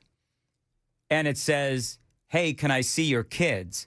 In other words, they're trying to make him look like some sort of a pedophile or some sort of a guy who is, and I've got the picture up on the screen, they're trying to make him look like some sort of a creeper. Yeah. And I like Nick Shirley's response to Gavin Newsom, who in this case, very much deserving the moniker Gavin Newscum, intimating that as Nick Shirley is trying to expose the fraud in his state, well, Gavin Newsom is attacking him and basically calling him a pedophile. But I like what Nick Shirley replied with, because Nick Shirley is a class act. "You do realize I'm trying to help America eliminate fraud and waste, right? No need to try and make me look like the bad guy for exposing fraud. People are over it," Nick Shirley says. "Start working for the people and not against them." There you go. I mean, He I is love a class act. He is. I do like Nick Shirley a lot. And he is doing what needs to be done. And it doesn't look like Gavin Newsom is in any hurry to change the fraud, waste, and abuse in his state. I want to play some audio from, this is John Fetterman, who was asked to respond to not only that meme of Nick Shirley put out by Gavin Newsom, but also talk about the waste, fraud, and abuse that is happening within his own party. Why can't you celebrate any journalist or any, activist doing that? Governor Newsom put out a disgusting video implying that he's, a pedophile or he's that. Like, why? That's like kind of a smear. You want to disagree, but to imply that someone in one of the most gross kinds of terms like that, shouldn't we agree? Like, eliminate all the waste. If it exists under my purview, let's eliminate it. Let's call that what it is. I'm not going to call someone or imply that you're a pedophile or you're going after kids in gross ways. So that is John Fetterman. And you know what? I think that more people agree with John Fetterman than disagree with him. And it is true. It is clearly true that Gavin Newsom is on the defensive, although he doesn't seem to think that he's on the defensive. This is making him look really bad. Fraud can happen on both sides, but when it's identified, I don't care if it's in a Democratic state, like we should all just acknowledge maybe there is a problem here. This is part of the thing. If you tell voters that you're wrong or, hey, it's no problem, there's nothing here, then you lose. And that you want to turn that into, if you want to turn that into like the border, what Democrats is in 2023, we do that at our own peril. What a great comment. Because one of the things that destroyed the Democrats in the last election was the lying about the border being secure and gaslighting the American people. As far as fraud goes, whether we're talking about Minnesota or whether we're talking about California, both of these instances, the local leaders, and I'm air quoting that, the local leaders refused to even acknowledge the problem. And so the American people got really ticked off at this, and guess what happened to them? They got voted out of office. And so whether we're talking about illegal immigration in the last election or fraud here, the Democrats better fess up, own it, and fix it, or perhaps they're going to see the same kind of pushback they saw in the last election. We'll have to see what happens. It is 7 o'clock, Nashville's Morning News. By the way, coming up, Joan, I'm very excited.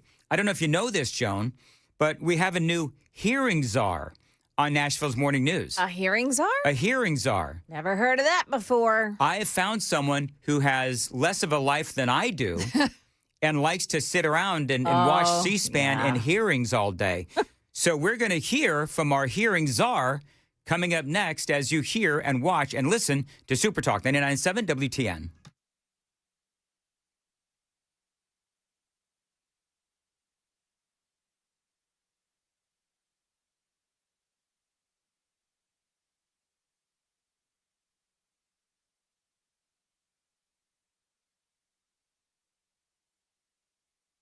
Good morning now, 7:01. I'm Joan Jones with your top stories and a major escalation of the war with Iran as Tehran continues its series of retaliatory strikes against nearby Gulf states. Qatar reporting multiple fires at the world's largest liquefied natural gas terminal. The Qatari government saying Iranian missiles targeting the terminal. The new escalation triggered by Israel bombing the world's largest gas field in Iran, the South Pars gas field. Iran vowing to retaliate, unleashing fears the energy crisis is dangerously spiraling. In response, President Trump overnight posting no more attacks will be made by Israel on the gas field unless Iran attacks Qatar's gas terminal again. That's ABC's Patrick Reevell in Doha. Now, the Pentagon is holding a briefing, should start any moment now. We'll bring you any developments out of that briefing. The development of the bombings in Iran and overseas this morning, sending oil prices skyrocketing overnight. A barrel of Brent crude shooting above $114 per barrel. It's settled back to around $108 a barrel since then. Now, gasoline prices are on the rise, too. The national average hit $3.88 a gallon. Here in Tennessee, the average is $3.59 for a gallon of regular. Of course, it could be different wherever you are. The Oklahoma lawmaker nominated to take over DHS, grilled by members of the Senate Homeland Security Committee yesterday. Republican Senator Markwayne Mullen. He has no law enforcement experience, but he has been a staunch supporter of President Trump's policies on immigration. Fellow Republican Rand Paul accusing Mullen of having, quote, anger issues. Paul, the chairman of the Senate Homeland Security Committee, then queuing up a video of Mullen, a former MMA fighter, challenging a union leader to a brawl in the middle of a Senate hearing. Mullen assuring the committee the two have moved on, that union leader sitting behind him. Both of us have had conversations. Both of us have shaken hands. And both of us agreed we could have done things different. The Oklahoma Republican promising a change of tone at DHS from the tumultuous tenure of Secretary Kristi Noem, including requiring ICE agents obtain warrants signed by a judge before entering a home or business. ABC's Jay O'Brien reporting there. In Nashville, a neighborhood shaken after a man was found dead in the woods near their homes. This happened at Doverside Drive and Oakview Drive, where a homeless camp has been growing. This was what we feared the most, was that something like this was going to happen, and it shouldn't take somebody dying. Less than 2 football fields away from my house. We've raised our sons here. I don't know what's happening to Nashville. That woman telling WSMV4 that Nashville officials aren't listening to their concerns and their calls to clean up that area. Market numbers brought to you by Beacon Capital Management, online at beaconcm.com. We've got stock futures all pointing down this morning. Dow futures minus 124, NASDAQ futures minus 113, S&P futures are minus 20 points. That's the latest news, traffic, and weather. Next, I'm Joan Jones, WTN News.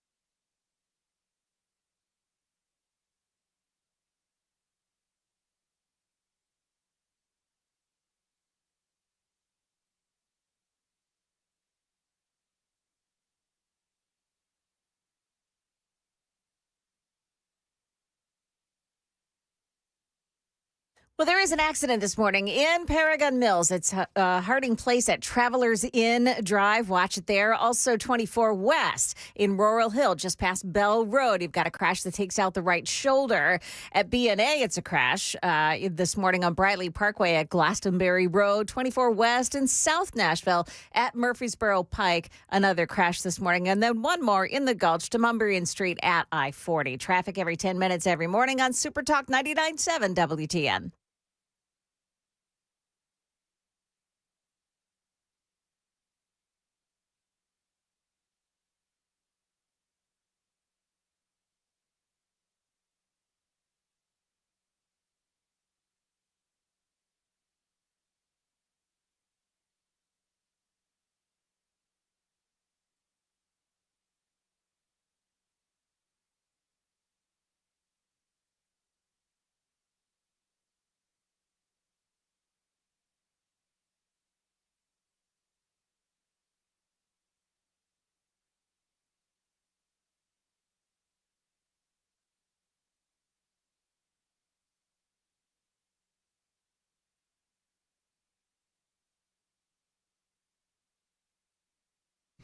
.708 on Nashville's Morning News on Super Talk 99.7 WTN. Super Text line is open, 615-737-9986, 615-737-WWTN. That is, again, the Super Text line. Watch us on YouTube, Facebook, Twitter, Twitch, X, 997WTN.com.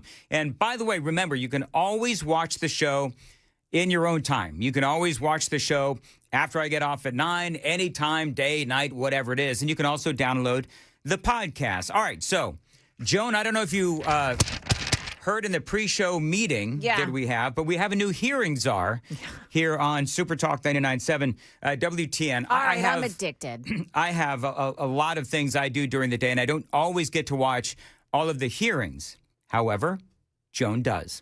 So, Joan, you are now our hearing czar. Just so you know, Joan, there's no raise or anything affiliated with being a hearing czar. Ask me if I'm surprised by that development.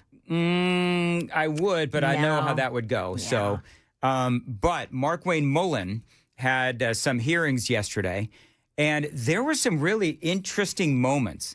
So there was a run-up to Rand Paul and Mark Wayne Mullen. Those two have had quite a history. Yeah. Rand Paul and Mark Wayne Mullen. So, by the way, this is his confirmation hearing to serve as the Secretary for the Department of Homeland Security. And so they played a video, a run-up to the testimony, the questioning between Rand Paul and Mark Wayne Mullen. And it kind of showed a little bit of history of these two, I believe. Do you have it, not. or do you want me to get it for you? No, I just want you to describe it. Oh, okay. So these guys, apparently what happened was a while ago, do you remember when Rand Paul got beat up by his neighbor and he broke ribs and it punctured his lung and he was in the hospital? It was all he was doing was mowing the lawn. Yeah. That's all he was doing, Rand Paul, out there in Kentucky. And a neighbor, the neighbor actually sort of tackled him as he was mowing the lawn, and the guy got a running start. And it was all, just if you remember, the media tried to say that it was a property line dispute or, there were branches on his, which was all a complete lie. This guy was a leftist lunatic that just came across the property and plowed into Rand Paul. Anyway, Mark Wayne Mullen actually said at some point, maybe back then, that he understood the anger of the neighbor. Yeah, so I'm going to play this. This is what they played at the confirmation hearing. Yeah. You have to be called out on it. If not, this guy continues to get away with this stuff. And it's just, it's silly, it's stupid, but every now and then you get punched in the face. Well, go back to the 1800s and 1700s. They used to have canes. And duels. They used to have duels. Yeah. Right. And there's a way that men used to settle their differences. I ignored him 4 times to be part of that. And people say, yes, you're supposed to ignore it. Well, I'm not a very good Christian. I try to be a good Christian. And I know people say you're supposed to turn the other cheek. I prefer the David method. Well, we need to move from an almost... By the way, I'm not afraid of biting. I will bite. Biting? So the audio is clearly terrible. And but they're talking about how Mark Wayne Mullen is sort of they're trying to say that he's aggressive, I guess. Yes. That's the point that they're trying to make. Mm-hmm. Yep. So then flash forward to Markwayne Mullen and the questioning that he starts going through. Even after your anger had cooled, you were still bragging that if he'd only been brave enough to stand up, you'd have jumped over the dais and taught him a lesson, because that's how men should settle their differences. Do you think fighting as a resolution for political differences is a good example for the men and women of ICE and Border Patrol? As you can notice over my shoulder here is my good friend Sean O'Brien. Both of us have had conversations. Both of us have shaken hands, and both of us have agreed we could have done things different. Sean is someone that has become a close friend. We talk all the time. I've been on his podcast. We've talked through this. That's how you handle your differences. Not like this, Chairman. I'm glad you guys are friends now and that you've reconciled. Rand Paul was not impressed. So He was not. He still says that he's a no. yeah, what Rand Paul was doing was he showed the back and forth between Sean O'Brien and Markwayne Mullen, and trying to say that he is apparently too aggressive to be the head of the Department of Homeland Security. And so, they clearly, these two, again, have a history. This is what Markwayne Mullen apparently said to Rand Paul as all of this was continuing, and things got a little spicy. Here's how it all went down. By the way, I do like how O'Brien in the background is smirking. Oh, yeah. Through this whole thing. Theoretically speaking, sir, I get it. It's about character assassination for you. That's the way this game is played. I understand it. And you are making this about you, which is fine, but that doesn't keep me as Secretary of Homeland Security. Character assassination when you were the one lauding the assault. Who do you think started that character assassination? I'm just repeating what you have done in character assassination. I'm repeating your support for the assault. So this is where they're talking about how Mullen said, basically, I can understand why Rand Paul got assaulted. So that's somehow something I started? No, sir. What I'm saying is you're adding a lot to it. In the days after the fight, theoretically. So clearly, Rand Paul, not a fan of Markwayne Mullen.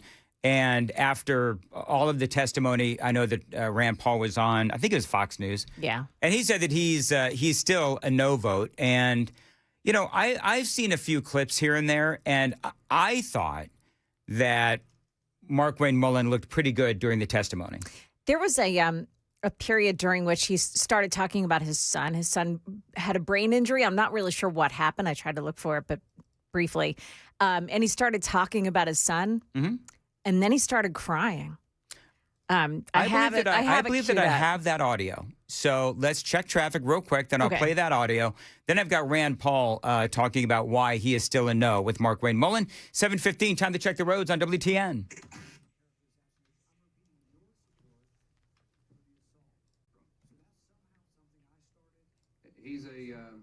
He's a friend. How frequently have you spoken with him in the...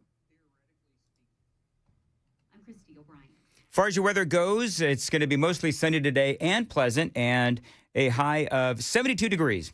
Appreciate you listening to Nashville's Morning News on Super Talk 99.7 WTN. Which one should we play first, Joan? You want to play the emotional moment where I like Senator that one. Mullen talked about President Trump, the story about President Trump and his son. Yeah. And so I'm going to go ahead and play that here. And what makes this such a compelling audio bite and video is because Markwayne Mullen is he used to be I think a wrestler, right? So he used to fighter. MMA fighter. Okay. So very, manly man kind of a guy, but this is where he got a little emotional. How would you characterize your relationship with President Trump? He's a friend. How frequently have you spoken with him in the past year? Often, most of the time about my family. If you want to explain the friendship, I'll tell you. My wife will tell you the same thing. When someone loves your kids when they're going through a difficult time, like we have, the amount of outpouring of support from the president and the friendship we saw going back to 2000 or 2020 was quite remarkable. And so I speak to the president from a friend level more than I do a policy level. Okay. Yeah, and they talked about how his son didn't he get injured in some sort of a match?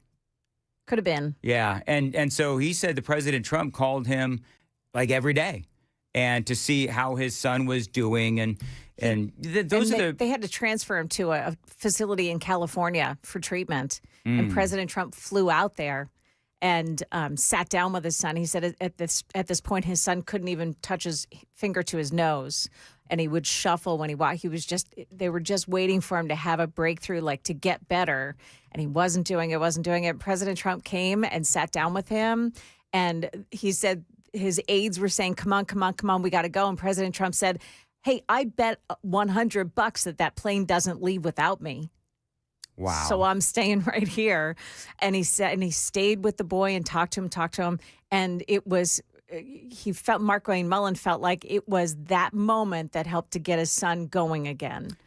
Traumatic brain injury. Senator Mark Wayne Mullen's son, Jim, suffered a traumatic brain injury January of 2020 following a wrestling accident. So the injury left Jim with severe short-term memory loss and temporary loss of motor skills.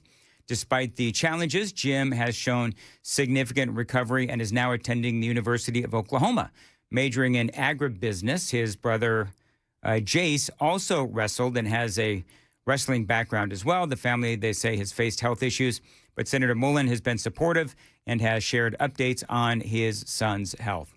You know, those are the stories that the leftist media doesn't want you to hear about Donald Trump, right? Where, you know, you look at Mark Wayne Mullen and you look at what happened to his son, horrifying, obviously. Yeah, there was Donald Trump calling him every day and doing what he could to support the family. And I think that's, you know, that's obviously amazing. And those are some of the things that the media doesn't want you to know. But there's a lot of examples of that with President Trump. Yeah. So overall, what did you think of Mark Wayne Mullen's performance? I've only seen clips, so. I think he did great. Of course, the left came out just beating on him. But, you know, because he also said that he thought that the Alex Preddy was, you know, an agitator that I forget exactly the wording, but it was something derogatory. And he said, you know, I got that wrong. So I take that back. I mean, he's just forthcoming. He's one of those people that, you know, his mouth goes off before his brain engages. Right. So, you know, he did apologize for that. Mm-hmm. But he said, hey, listen, you know, they kept on trying to say, you know, are you going to follow the rules? And he said, look, you guys make the rules. You're Congress. You make the rules. So I follow the rules that Congress sets. So this is Rand Paul, and he is on Fox News, and this is why he is a no vote, although the leader of the Senate, John Thune, confident Mullen will be the new DHS secretary. But whether or not this is a personal sort of disagreement, it is not a personal disagreement when one of your colleagues says that they can completely understand why 6 of your ribs were broken, your lung was damaged. I had part of my lung removed. I had an infection, I had an infection that had a 25% death rate. So, I mean, no, I went through hell. And anybody who thinks that that's something that's commendable is an unfit person to lead law enforcement. But it's not just that. It's his reaction in committees, jumping up, saying he'll fight the person there, taking his wedding ring off. And then the idea that really, it's justified because we've had canings before. I asked him about Charles Sumner, the famous abolitionist who was bludgeoned nearly to death. He's unconscious, laying on the ground, blood coming out of his ear, blood coming out of his mouth. He is unconscious, and the thug from South Carolina kept beating him. He could have been dead for all he knew, and there was another representative from South Carolina with a gun holding everyone back so they couldn't help him. And somehow Mark Wayne Mullen thinks that's a good example of when men were men, and that's the way we could settle our differences, man to man. Well, that's crazy. Okay, can I just say I don't know the South Carolina thing. I don't know what that is, but I like Rand Paul, but he sounds a little crybaby-ish. Yeah. Okay, I don't. So there's a lot of memes this morning of him like tears, Is there giant really? tears Okay. coming out of his eyes. Yeah. Yeah, I mean, it's sort of like I think that he's justified in what he's saying. All right, I think that Absolutely. But I think he just kind of sounds like a crybaby. And I understand where Rand Paul is going with all of this. I understand his justification, but at the same time, he is making it incredibly personal to him. And so I guess ultimately the question is, will Markwayne Mullen be a good DHS secretary? That's number one. And Rand Paul, what he is saying, and it goes right back to what we were saying in the beginning of this segment, which is that Rand Paul doesn't believe that he has the temperament to be a good DHS secretary. I will say this. I actually like somebody who is in charge of the Department of Homeland Security to be kind of a badass. Yeah. Like, I want that. Yeah. Tom Homanish. Tom Homanish is exactly what I was thinking, Joan. You want that bravado. You want that in-your-face nature. Absolutely. Yeah. Now, all of that to say, I don't believe that Rand Paul should have gotten attacked. Oh, without a doubt. Like, nobody obviously. thinks that. Yeah, but, I mean, I don't know. People say things. Markwayne Mullen should not have said what he said about Rand Paul and the whole attack, but I think that Paul he seems just a little hurt. Well, he's also wrong. Like, we can tell you probably got picked last in dodgeball. It's okay. But, like, to say nothing ever gets solved with violence is an outright lie. Lots of things are settled with violence, and sometimes the old fisticuffs end amicably. Look at hockey. There are guys that have disagreements. That's what I love about the sport. And they go, all right, you and me, let's fight, man on man, and then they'll laugh about it after the game. Yeah. Unless they really do hate each other, and that just makes it more fun. And then the dentists get all the money. Oh, yeah. All right, let's play the rest of this, Rand Paul. Nobody believes that. I didn't think in the modern world, even in 1860, they thought it was terrible what happened to Charles Sumner. And if he can't see that or empathize with people who have suffered from political violence, boy, I think he really precludes himself from this kind of job. So it was suggested the vote could be postponed if you didn't get what you needed from that meeting with him. Is the vote still on for Thursday? It is as of now, and we'll let you know if it changes. Okay. All right, so we'll see. I think part of what happened, Joan, I saw a headline about how he had to go and talk to some of the senators. I guess it was behind closed doors. Yeah. So do we know what that was all about? Yeah. So they were asking, apparently, Markwayne Mullen said that he had been on a classified mission. And Rand Paul was making fun of him, like, oh, you think you had some big classified mission and you have some, secret information. And he said, no, you guys, I was directed by Congress to go do this with 4 other people. There's only 4 other people that know about what went down. And I'm not at liberty to talk about it. And so they were trying to get him to say information and make him a leaker. He got it. Okay. When was this? Yeah. And how long were you gone? What state were you in? And he was like, guys, I can't answer it. And I can't. So they decided to go to the skiff afterwards. Okay. So that they could ask him about that. Now, when they went to the skiff afterwards, was there any fisticuffs? That I don't know because it's the skiff. By the way, overwhelmingly, the super text line agrees that Rand Paul was whining. See, I think so, too. 9419, though, says Sean Ryan recently had an issue with Markwayne Mullen as well. Yeah. What was Sean Ryan's problem? I'm not familiar with that, but I knew he did. Yeah. 6325, you can understand the anger without condoning the action. Yeah. Let's see here. 1998, when I heard Rand whining yesterday, the first thing I thought was, grow up, and why isn't Tom Homan the new DHS secretary? He's like Marco. He's got a few jobs. 7333, Rand Paul is a nerd who doesn't like the bullies. LOL. I don't know. That's a great one.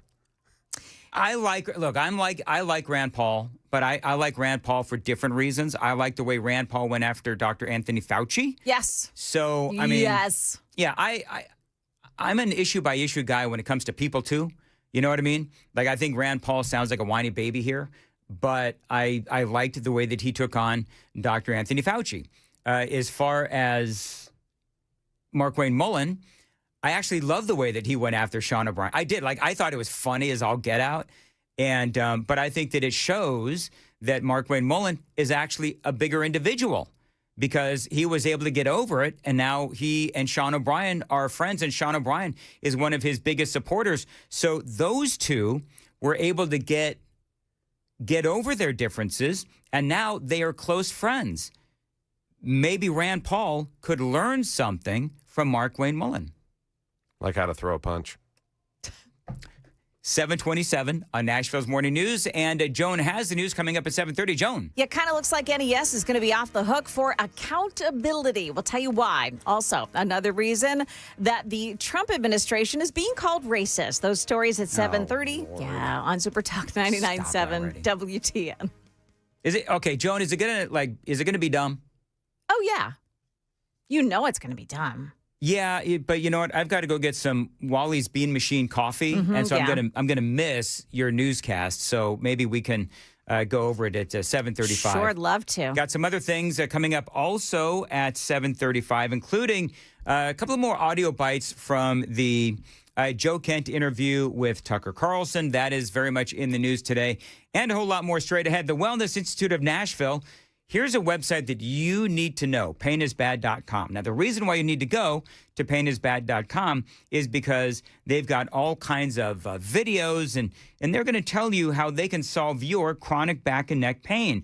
Or if you have sciatica, slip or bulging spinal discs, herniated discs, spinal stenosis, numbness or weakness in the arms and legs, fingers or toes, those can all be a past memory because the Wellness Institute of Nashville, they can help fix you right up. Now, you know that they are experts in non-surgical spinal decompression therapy, and they are the absolute best at what they do. So if you want to feel better fast, 615-246-5009, that is the phone number. They can help you as well, 615-246-5009. This is why Dr. Mitchell is my doctor, and he should be yours as well, because they've got all kinds of different technology that can help you. And listen, they've got experienced, you can experience robotic lasers, anti-gravity machines, cryo machines, stem cell stimulation machines at the Wellness Institute of Nashville. 615-246-5009. Find them online, painisbad.com.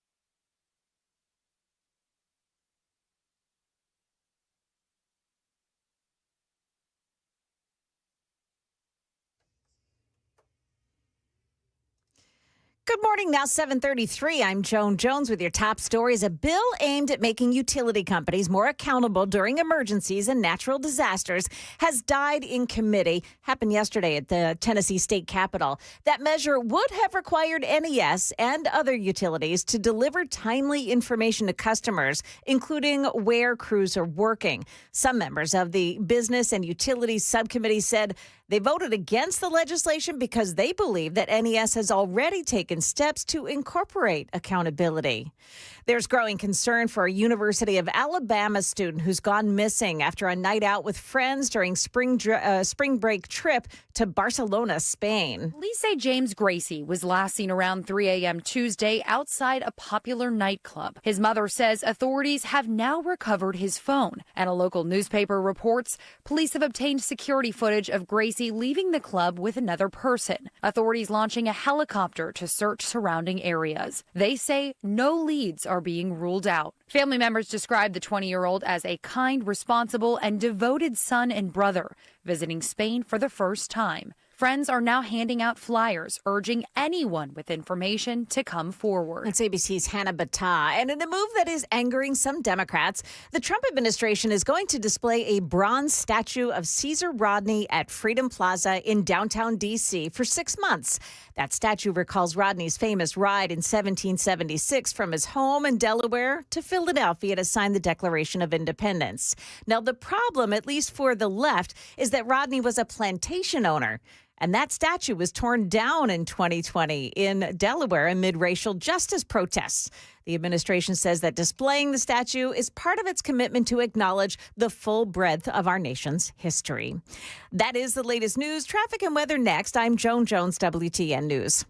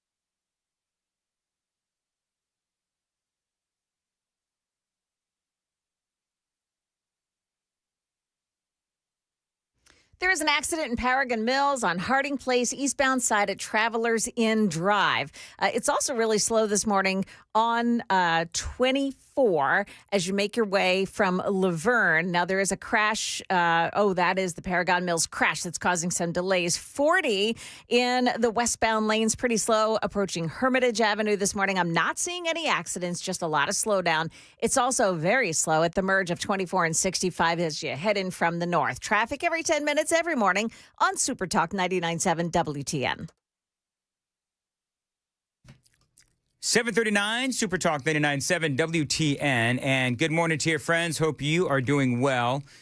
Pete Hegseth, Jonah, I'm not sure if you're seeing this. Pete Hegseth is I'm watching it. Having a bit of a press conference. I do have basically what he's saying is that Iran, and I've got some sound bites that I'm going to play, but basically what he's saying is that today is going to be one of the biggest bombings that, actually the biggest bombing that Iran has faced yet. So, and that's like an ongoing theme. Have you noticed that? Like every couple of days, they get the biggest bombing that they've ever encountered. Yeah. So, but let me just play some audio, and Iran is on everybody's mind. So this is it's going to be fun with audio, Joan, because I'm talking, so I can't see what they're saying. But he calls out the fake news media for falling for the Iranian propaganda. This is Pete Hegseth. They want to put out fake AI-generated images, which, by the way, sometimes our press happens to fall for, like the Abraham Lincoln on fire and turning around. These AI-generated images are meant to make it look like something's happening when the exact opposite is. So they make up fake reports and fake images to lie to their own people to try to make it. But even then, their own people can barely receive a lot of those messages and communicate because of the blackout that they've imposed upon them. But we work around that. One of the things, so when the media, I'm going to be honest, like I haven't really paid much attention, Joan, to the whole, the media is reporting that we're losing the war in Iran. I haven't paid any attention to that because you'd have to be an idiot to think that I know we were losing. I mean, it's like they weave these narratives into, and I think I mentioned this the other day about if Iran sends a rocket somewhere and it hits something, because at this point they're just sort of indiscriminately sending rockets out, and if they hit something, it's like a victory. And the press will report that as, hey, that's a show of force. It shows that Iran still has its supplies of weapons, and it still has its drive and its ambition to make its will known. Senior leader for the IRG. Yeah, this is, you're right, Joan. It's so ridiculous. It is ridiculous. And, and you can, I asked the question the other day where it was like, with all of this bombing, this is where I went, but I never said that Iran was winning the war. I mean, or even that it was at a stalemate. Yeah. But I said the other day to Lieutenant General Richard Newton, who's going to join the show tomorrow, by the way. And he said, I said, how is Iran still standing? I mean, how have they been able to withstand the sheer force of Israel and America? And he talked about it, and he talked about the way that they hide their missiles and so forth. And so it seemed perfectly reasonable to me. And so I like what I'm hearing, where Pete Hegseth is saying that one of the things apparently he has said is it takes money to kill the bad guys, which is true. Because the first thing I said this morning was the Pentagon is asking for $200 billion more for the war in Iran. So he's right. It does take money to kill bad guys. It takes money, these drones that Iran, they're able to manufacture for, relatively speaking, very cheaply. Well, our missiles to take down those drones, unfortunately, they're very expensive. So this is something that is unfortunately going to take time. This is Pete Hegseth again talking about how today is going to be the worst bombing that Iran has faced so far. They could, but they can't. The last job anyone in the world wants right now? Senior leader for the IRGC or Besiege. Temp jobs, all of them. And to borrow a page from Admiral Ernest King in World War II, we've decided to share the ocean with Iran. We've given them the bottom half. We've damaged or sunk over 120 of their Navy ships. That's good. That's good. With battle damage assessments pending for many more. See, oftentimes we have to wait a few days on battle damage assessment to get the real number. Their surface fleet is no longer a factor. Their submarines, they once had 11, are gone. Yeah, boy, they're really winning the war, aren't they? I mean, Hegseth brings up some great points, and obviously these are points that we've all been talking about as it relates to the war in Iran. I almost said Iraq. Now, here's the thing. For, people who are anti-Donald Trump, and there's plenty of them out there, they could use what I said, which is, how is Iran still standing? And they could convert that somehow into Iran is winning the war, or the war is at a stalemate. We're not at a stalemate. Clearly, there is no stalemate here. The question is now, what is going to be next? I've got more audio from Pete Hegseth coming up next. It is 7:45 on Super Talk 99.7. Joan, or whoever, has the traffic right now on WTN. Smooth.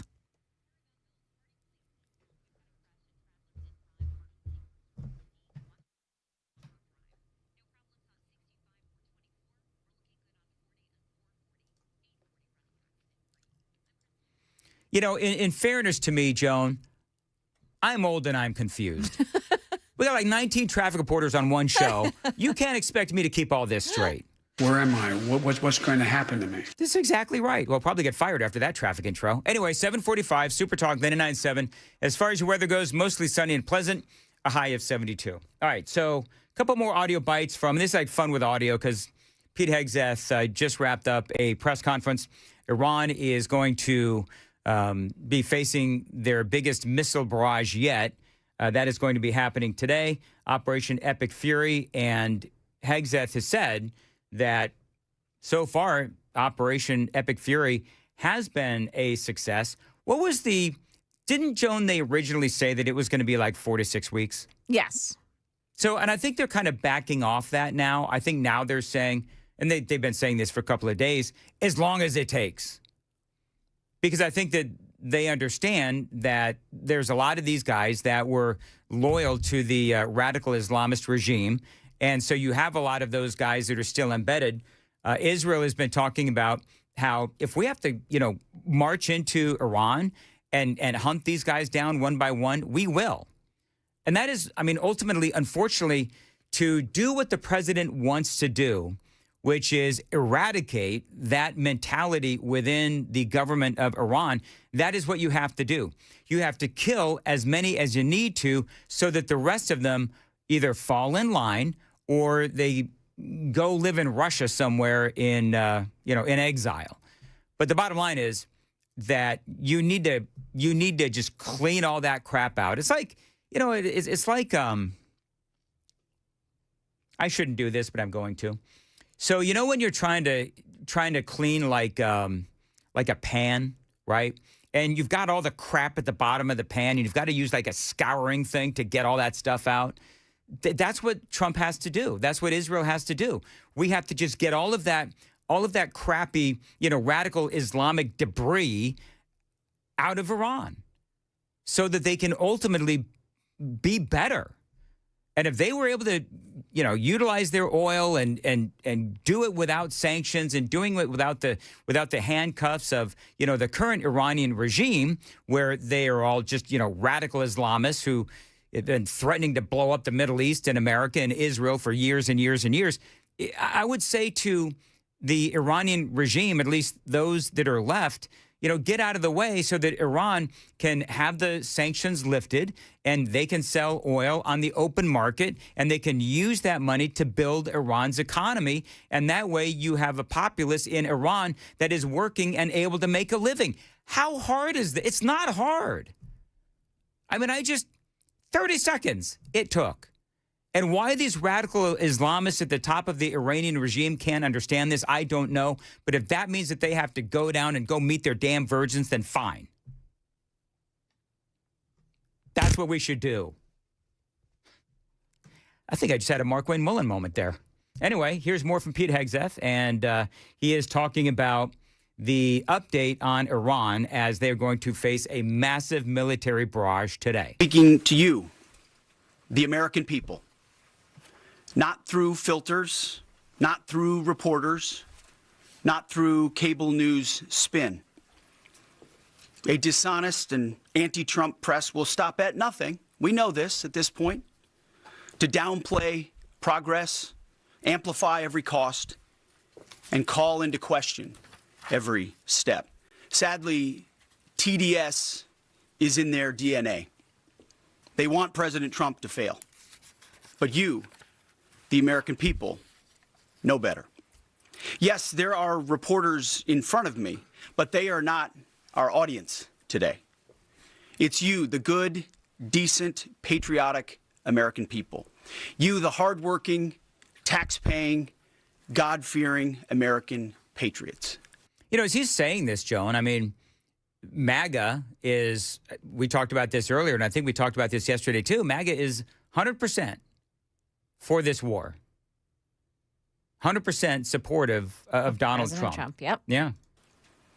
The media here, not all of it, but much of it, wants you to think, just 19 days into this conflict, that we're somehow spinning toward an endless abyss or a forever war or a quagmire. Nothing could be further from the truth. You know what the thing is, I'd say about that, Pete Hegseth, is that if this ultimately ends, and the one guy on the super text line, I'm sure that there's others too, 9208, sorry, I'm out. Boots on the ground is too far. No amount of propaganda, he says, can change that. No new wars means no new wars. Do you know, I'm going to say this, and this is going to make some Trump supporters mad. I wonder if President Trump, in looking back on the no new wars promise, I wonder if he should have couched that a little bit.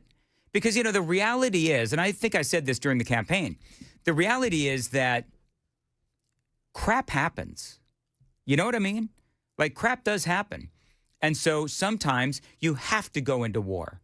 Sometimes you have to take care of business. Unfortunately, that is just what happens. And so Donald Trump promised a number of things. Donald Trump promised lower gas prices. We had it for a time. Donald Trump promised no new wars. Here we are in the midst of a war.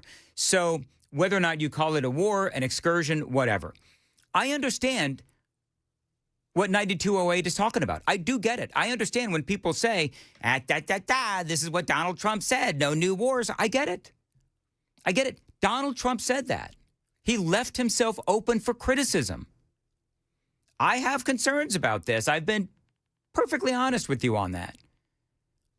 And I do actually question the polling that shows that MAGA is 100% behind Donald Trump, because I've spoken to a lot of MAGA folks, and they have concerns too. I've spoken to a lot of supporters of Donald Trump who have concerns. And that polling came, I think it was from NBC News. Whatever. I don't get the polling where they say that MAGA is basically 100% behind this war. I know for a fact that's not true, because I've spoken to MAGA. And I got MAGA hit me up on the super text line right now as people are, you know, calling out the no new wars mantra. I don't know. I mean, I think that President Trump, you want to do a quick poll? Hey, Sam, let's do a quick poll. Daily Dan poll. Did Donald Trump leave himself open for criticism by promising no new wars, then going into Iran? Because here's the deal. Joan, and I think I'm not over my skis on this. You can be for this war or for this excursion, but still admit, yeah, Donald Trump left himself open for criticism, because he promised no new wars. I mean, if you want to get literal, that is what the man said. And he knew that Iran was going to be a problem. How did Donald Trump know that Iran was going to be a problem? Because they've been a problem for decades. And I'd be willing to bet, I'm going to make a lot of people mad, I'm going to be willing to bet that when Donald Trump was campaigning, he actually knew that he was going to do something about Iran militarily. Because he knows that Iran can't behave. Yet he campaigned on no new wars. So yes, you can be for or supportive or take a wait-and-see attitude on the excursion or the war or the conflict in Iran, but still be honest and say, dude said no new wars. And here we are in a war. So I can be honest enough to say he probably should not have used those words and made that campaign promise in the campaign when he was running against Joe Biden or Kamala Harris. I'm just saying. All right, let's see here. I'm trying to look for the hatred on the super text line because I know that they're there. It is 7:54 on Nashville's Morning News on Super Talk 99.7. Time to find out from Joan what is happening in the news at 8. Joan. Yeah, coming up here at 8 o'clock, Joe Kent isn't off the hook for what he allegedly did before he quit his job. Also, Apple News is getting roasted for what it just did to overhaul its news sources. Those stories coming up at 8 o'clock on Super Talk 99.7 WTN. Thank you, Joan. It is 7:54 on Nashville's Morning News on Super Talk 99.7 Busy Bee Plumbing, Heating, and Cooling. Listen, when something goes wrong in your home, you want the team that shows up fast, fixes it right, and treats you like family. Now, that is Busy Bee Plumbing, Heating, and Cooling. They are your trusted pros for total home comfort. Right now is the perfect time to upgrade. So when you purchase a 16-SEER high-efficiency HVAC system or a whole home repipe, Busy Bee is going to give you a Yeti Tundra 45 cooler absolutely free. By the way, also this month only, Busy Bee has TVA rebates available for tune-ups and unit replacements. Now, even better, their team is going to file the paperwork for you. By the way, if you want even more savings, it never ends. Join the Beehive Club membership and keep your home humming year-round. Members get priority scheduling, discounted repairs, free annual HVAC and plumbing checks, and yes, extended warranties as well. And by the way, the peace of mind knowing that your equipment is always running at its best. It is the easiest way to save money, avoid breakdowns, and protect your home. Call them 615-775-7833, 615-775-7833, BusyBeeHVAC.com.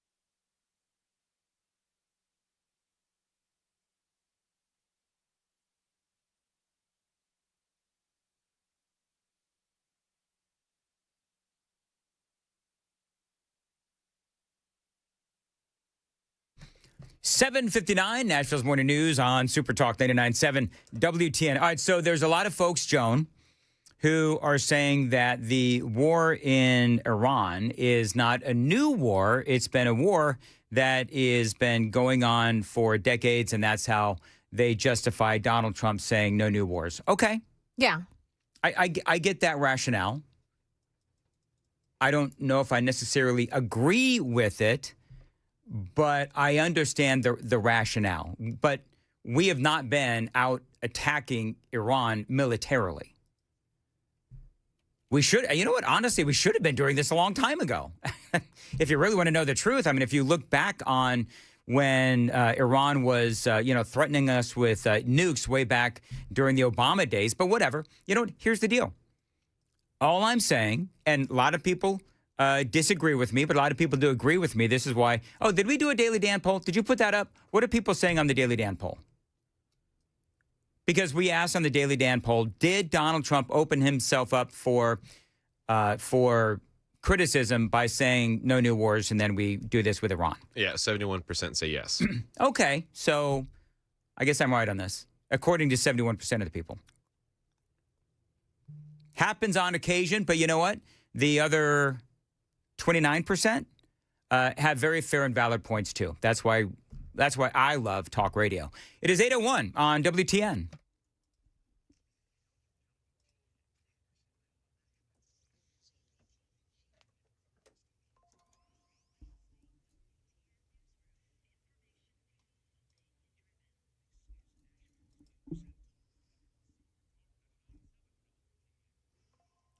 Good morning. I'm Joan Jones with your top stories. Looks like Rutherford County is getting a new jail after commissioners voted unanimously to support moving ahead with a plan.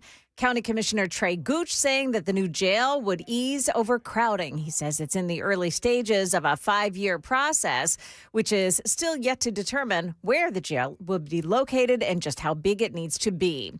Joe Kent may have quit his job at the National Counterterrorism Center, but he's not off the hook for his actions before he walked out the door. Sources say the FBI has now opened a criminal investigation into him for possibly allegedly leaking classified information. It's not clear yet what that information could be, but there will definitely be questions about the timing. Yeah, the timing. ABC's Patrick Reevell there. He apparently didn't know that the FBI already said that investigation predates Kent's departure from government. That's according to Fox News, who also reported that Kent was a known leaker who had been cut out of intelligence briefings months before his resignation. Happening today on Capitol Hill, a possible vote on confirmation of Republican Senator Markwayne Mullen as the new Homeland Security Chief. Now, he's going to get a no vote from Rand Paul. Those two have a long-standing beef with each other, but he may get some Democrats' support. John Fetterman, Democrat of Pennsylvania, who's often broken with his party on a number of issues, said he is inclined to support Mullen. He said previously, when Markwayne Mullen was announced as Trump's pick to lead DHS, that he would be open to supporting Mullen. And then he told me when he walked out of the hearing that he didn't see anything in the hearing that caused him to change his mind. So you can put Fetterman in the leaning yes, if not yes column. That's ABC's Jay O'Brien. Now, the Senate's Homeland Security and Governmental Affairs Committee meets at 8:30 this morning Central Time to consider that nomination. Apple News claiming victory after increasing the number of conservative news outlets offering top stories. Apple says that it worked on its efforts, on its offerings make that after it was exposed by Joel Pollack at the California Post. The Media Research Center looked at 620 Apple News articles, and 440 of them were from left-leaning outlets. 180, the remainder, were from centrist outlets, and as for right-leaning outlets, like the New York Post, for example, or the California Post, there were none. Yeah, so here's the hitch. Apple's new right-leaning news outlets now total just 2%. That's better than zero, I guess. Last month, FTC Chairman Andrew Ferguson formally warned that Apple could be violating federal consumer protection laws against unfair or deceptive acts or practices. Market numbers brought to you by Beacon Capital Management online at beaconcm.com. Stock futures this morning pointing sharply down again. Big losses on the market yesterday. The Dow futures are down 316. That is the latest news. Traffic and weather next. I'm Joan Jones, WTN News.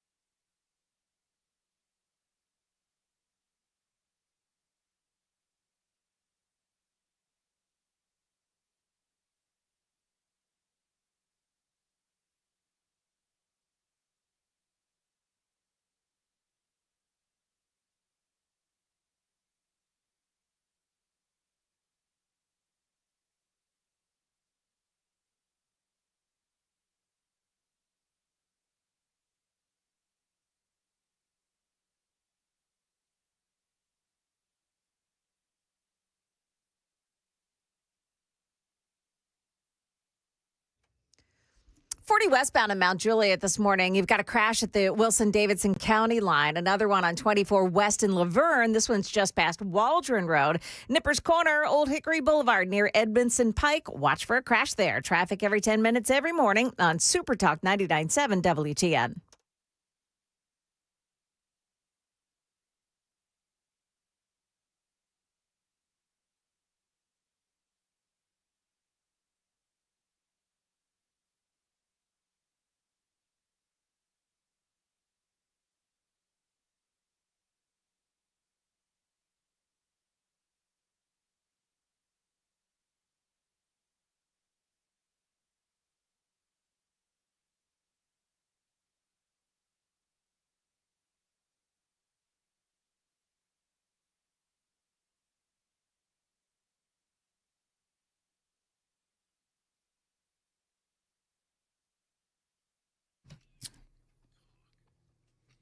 .807 Nashville's Morning News on Super Talk 99.7 WTN. All right, so a couple of things. Joan? Yeah. I need your backup on this. Okay. So one guy says, Dan, I'm like, what is a twit? Oh. I don't know, but he called me a twit. Well, you just don't watch Monty Python. No, I have not a big... Monty Python is right up there with Austin Powers. Anyway, so... Whoa. Yeah, No. I'm not going to get hung up on this stupidity. So guy calls me a twit, right? Yeah. Dan, you twit. It's an incursion, not an excursion. Right. No, it's an excursion, not an incursion. Donald Trump literally called it an excursion. That's what Donald Trump says. Yes. Okay, yeah. I see. And you and I joked about that on the day that he did it, or the following day where he said it was an excursion, and I'm like, I didn't really understand why he called it an excursion, but just to let you know, 4667, that I take your criticism very seriously. When he called me a twit and said it's an incursion, not an excursion, I said he literally called it an excursion. And then I'm like, am I shanking this? So I actually chat GPT'd it. Yes, Donald Trump, this is me, right? This is like the text line gets in my head. Donald Trump has called it an excursion, a little excursion. I mean, he's called it an excursion like many times. Yeah. I prefer conflict. Conflict is just the perfect word. Yeah, I mean, it is. Because I don't feel like you were just stating you prefer conflict in general. No, it's whatever. I mean, or you can call it a war. You want to call it? I don't care what we call it. I don't want to get hung up on this. But anyway, so there was that one. Let's see here. Larry says, Dan, wake up. You just qualified it with that comment should have been done a long time ago. I did say that. But I don't think I'm qualifying anything. And again, I don't want to get hung up on this, but I'm a Trump supporter, but the man said no new wars. So then you can say, well, you're qualifying it by saying, well, this is not a new war. Well, again, we weren't bombing them when Donald Trump took office. So, but whatever. You know what? We're all friends here, right, Joan? We are all friends. I love the text line. 48.99. I prefer ass whooping.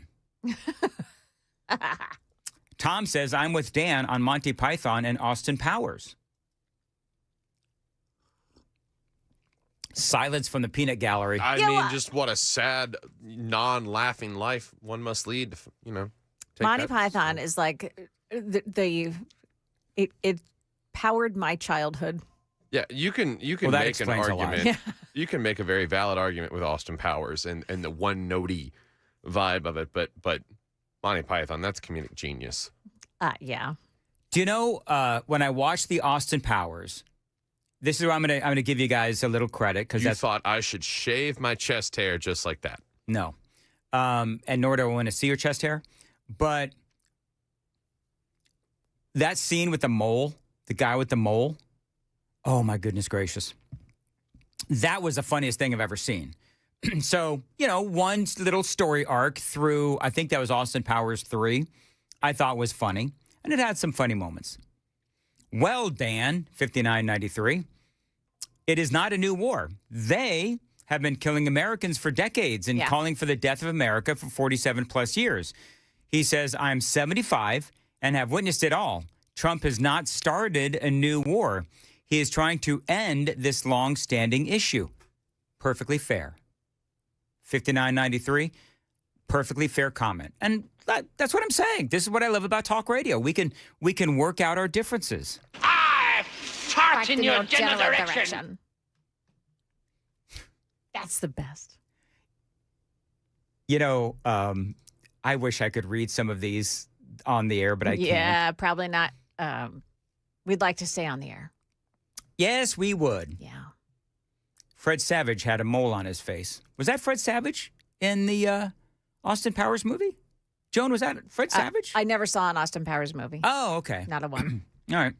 The guy with the mole, whatever. All right, moving on. It is 8:12, Nashville's Morning News on Super Talk 99.7. So if you're just joining us, there is, I've been playing some audio, Pete Hegseth saying that yet again, Iran is going... Somebody brought up a great point, actually, on the Super Text line. Iran, again, is going to face the worst missile day that they have faced yet. Somebody brought up a great point, and it's actually a point that I brought up a few days ago when they said this a few days ago, which was, why aren't we doing this already? Like, in other words, why didn't they have a massive missile attack on the first 2 or 3 or 4 days to get the whole damn thing over with? Like, I'm trying to figure out, what are we still bombing? I mean, I understand that Iran's a big country, but what's left? I love that yesterday we used the 5,000-pound bunker busters on them. I think some of it is how deep underground, quite literally, some of these Yeah, that's why the bunker busters. facilities That's true. are. Yeah. Yes, Fred Savage, mole, mole, mole. God, that was so funny. Is it weird that I'm going between Austin Powers and the war, excursion, incursion, conflict in Iran, that I'm kind of bouncing between the two? I mean, no. Okay, I just want to make sure, because it feels a little off-kilter to me. Nah. But whatever. 3451, and then I'm going to move on. 3451, well, Dan, this could also be called an engagement or the Iran conflict.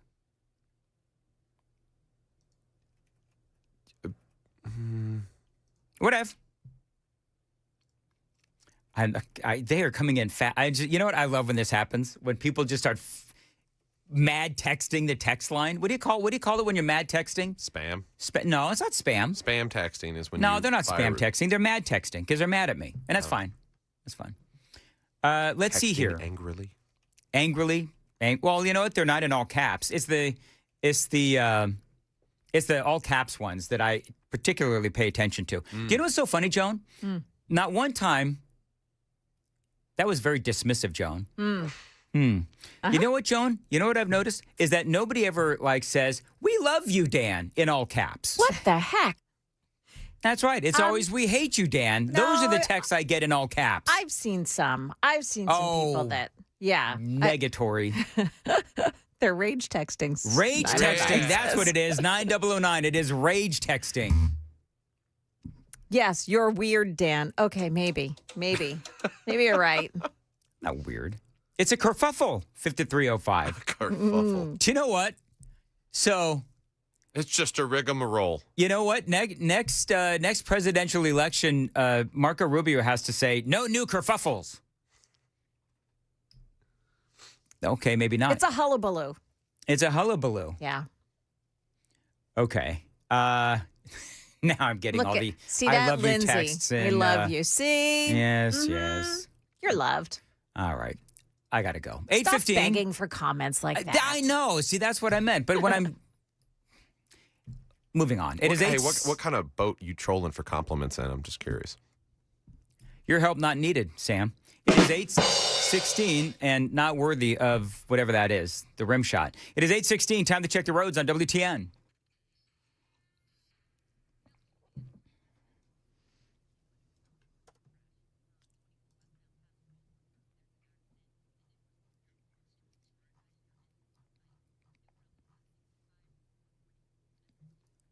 As far as your weather goes, mostly sunny and pleasant and a high of 72. Pleasant, which is not what we've been seeing on the super text line until people started telling me that they love me, but not in a weird way. Thank you. All right. Let's see here. We were talking earlier about the Joe Kent interview with Tucker Carlson. And yes, Joan called it yesterday. She was spot on where she said, oh, yeah, this guy, Joe Kent, he's going to end up on Tucker Carlson. He did. I gave my thoughts on this interview between Tucker and Joe, where basically it was one of those, we're both right and everyone else is wrong. It was one of those kinds of conversations. Here is a few things, a few audio bites from it. This is part of that conversation. Was Iran on the verge of getting a nuclear weapon? No, they weren't, 3 weeks ago when this started, and they weren't in June either. I mean, the Iranians have had a religious ruling, a fatwa, against actually developing a nuclear weapon since 2004. I heard that, this religious ruling or fatwa, whatever you want to call it, since 2004. And when I heard that segment or that piece of audio, I openly laughed out loud. It's like, really, Joe? Maybe he wasn't the right guy to be Trump's counterterrorism guy. Because when Donald Trump said Joe Kent is weak, I think he either said weak or weak on terror, whatever it is that he said. But it's like, well, Mr. President, respectfully, you're the guy that nominated him. He was in your administration. So if you thought that he was weak, why didn't you fire him? I mean, he did tell Tulsi Gabbard to fire him, but I'm pretty sure at the top of the food chain is the president of the United States. So if Joe Kent was weak, and if he actually thinks, oh yeah, Iran had a religious ruling back in 2004 that they were not going to try to get nuclear weapons, that was easy. Let's move on. It's like, please, really?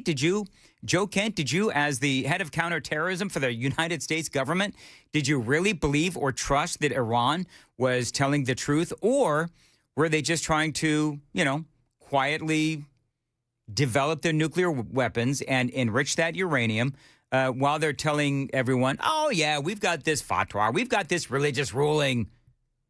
We're not trying to get nukes. So I don't know. This guy, when I listened to this interview, I was not impressed with Joe Kent, and I was certainly not impressed with Tucker Carlson. It's been in place since 2004. That's available in the public sphere. But then also we had no intelligence to indicate that fatwa was being disobeyed or it was on the cusp of being lifted. So the Iranians' position, when viewed from the lens of the region, was actually fairly pragmatic. They were preventing, themselves from developing a bomb, but they still wanted the ability. They wanted the ability to enrich. They wanted the ability to have some components. I'm confused.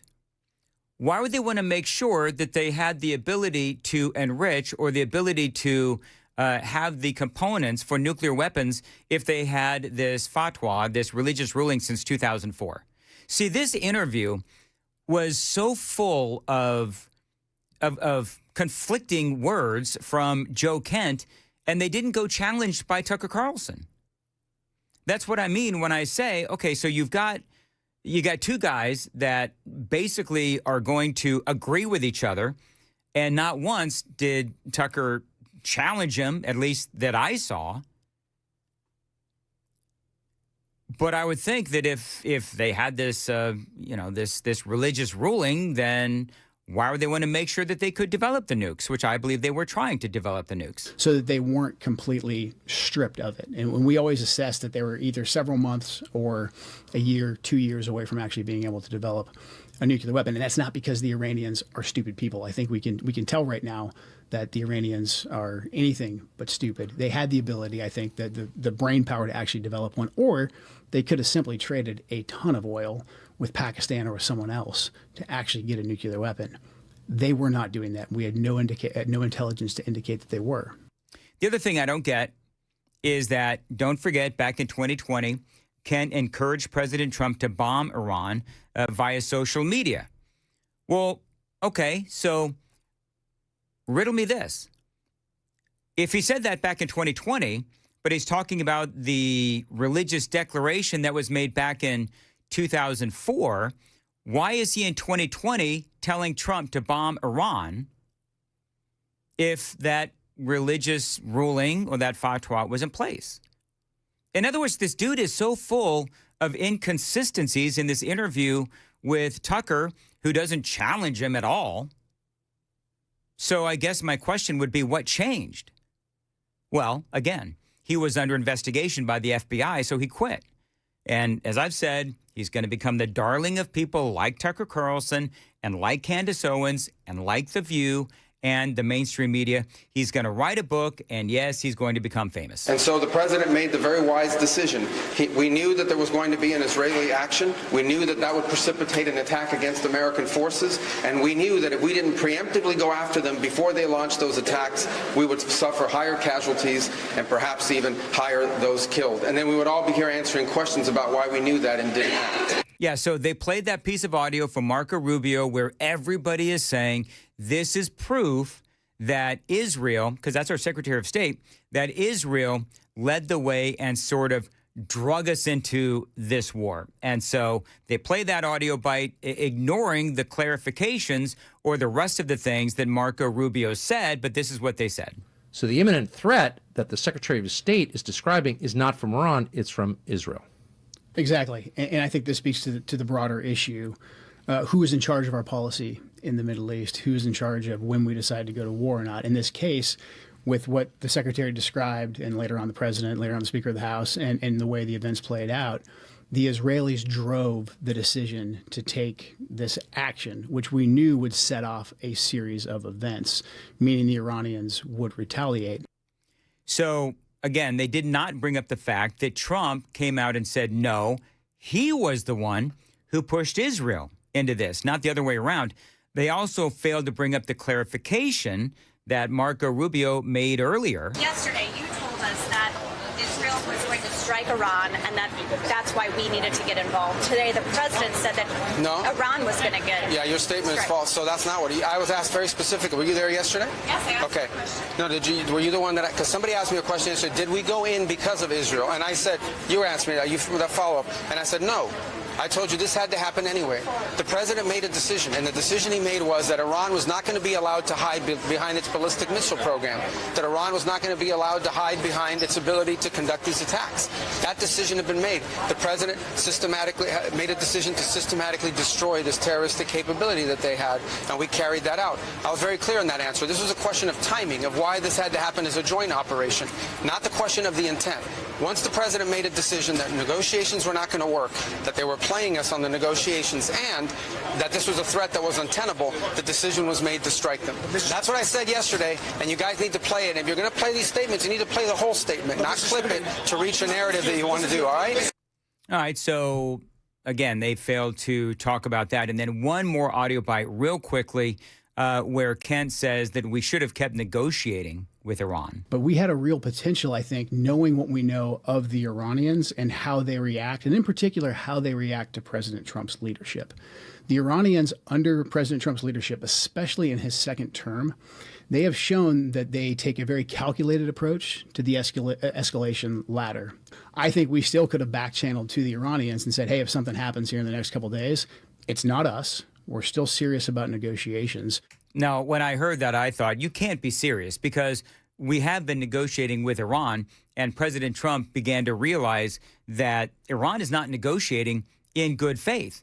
They would talk, have these negotiations, and then it would take forever for them to come back and discuss one part of a very broad negotiation and leave all of the other stuff up in the air.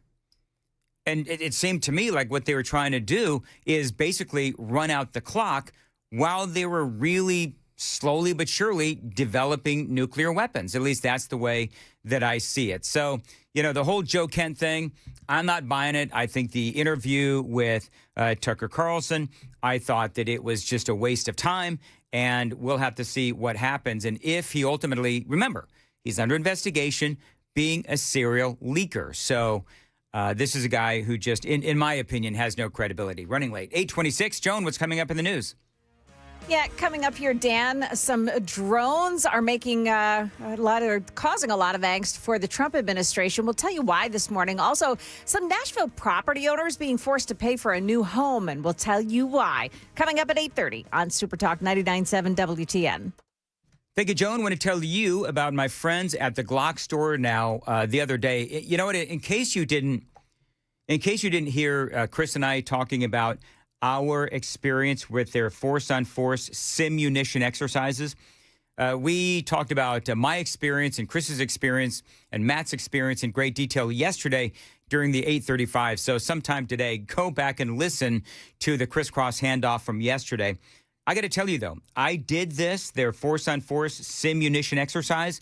It is an amazing experience because what it really does is it really personifies whether or not you are ready for a real-life situation when somebody breaks into your home or if you experience a situation where someone is threatening you or your family. And you can find out whether or not you've got the aim, whether or not you've got the judgment, and whether or not you've got the capability to protect your family. And they're going to teach you when you are justified to shoot and when you're not. This is a great exercise.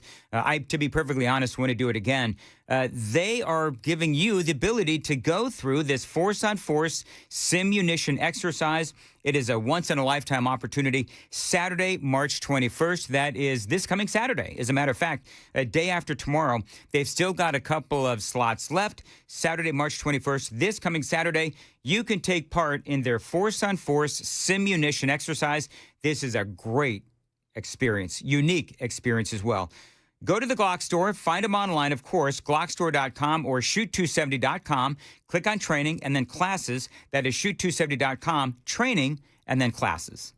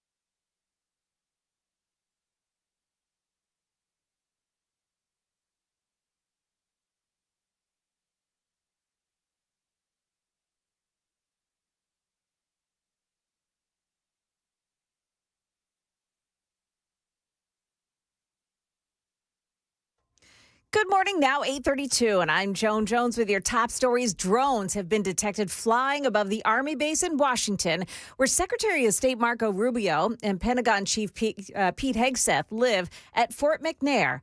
The Washington Post reporting last night that officials haven't determined where those drones came from. So far, Rubio and Hegseth have not been moved to another location.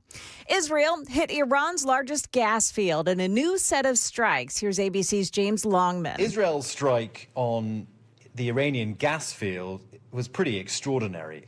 The Asulia refinery, it accounts for something like 75% of Iran's gas production. And there were these extraordinary videos showing flames and smoke coming out of this refinery. This really is the backbone of Iran's energy sector. It clearly threatens to cut off power to millions of people. President Trump saying the U.S. had no advance knowledge of that attack and that Israel won't attack the gas field again. A building in a historic district in East Nashville that was knocked down without permission is being rebuilt. WSMB4's Marius Payton says the house was operating as the Groove record store when bulldozers moved in. I think that they need to be severely punished for coming in here and arrogantly tearing down a major resource in this community with no penalties. At 1103 Calvin Avenue, we're ill-informed. We're reckless. The property owner appeared at Metro Historic Zoning Commission yesterday seeking a permit and forgiveness. He claims he didn't know the home was located in a historic district, despite owning it since 2022. The board voted to deny his permit and for the home to be rebuilt at his expense. Now the new plans are due for that home in 6 months. Market numbers brought to you by Beacon Capital Management, online at beaconcm.com. Stocks trading now, but the Dow Jones Industrial is starting off 317 points lower. NASDAQ 271, they're down 271. S&P 500 index minus 56. And Brent crude oil is trading up $3 a barrel right now at $106.02. That is the latest news, traffic, and weather next. I'm Joan Jones, WTN News.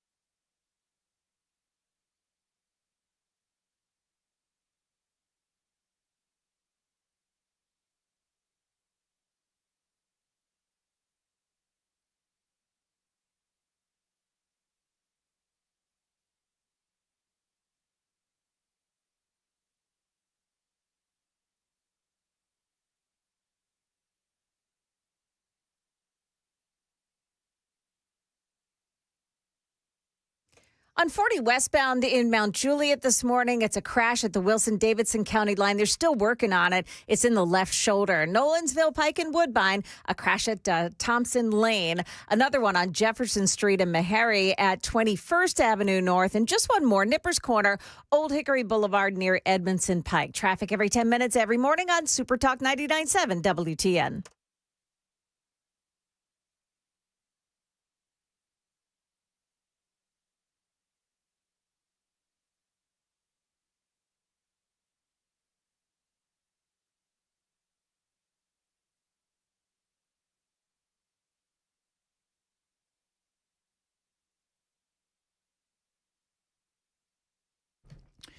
.838, Nashville's Morning News on Super Talk 99.7 WTN. Joan is here. Sam is here. Chris is here. What's up, guys? Little Pink Floyd Money. Why are we playing that, Chris?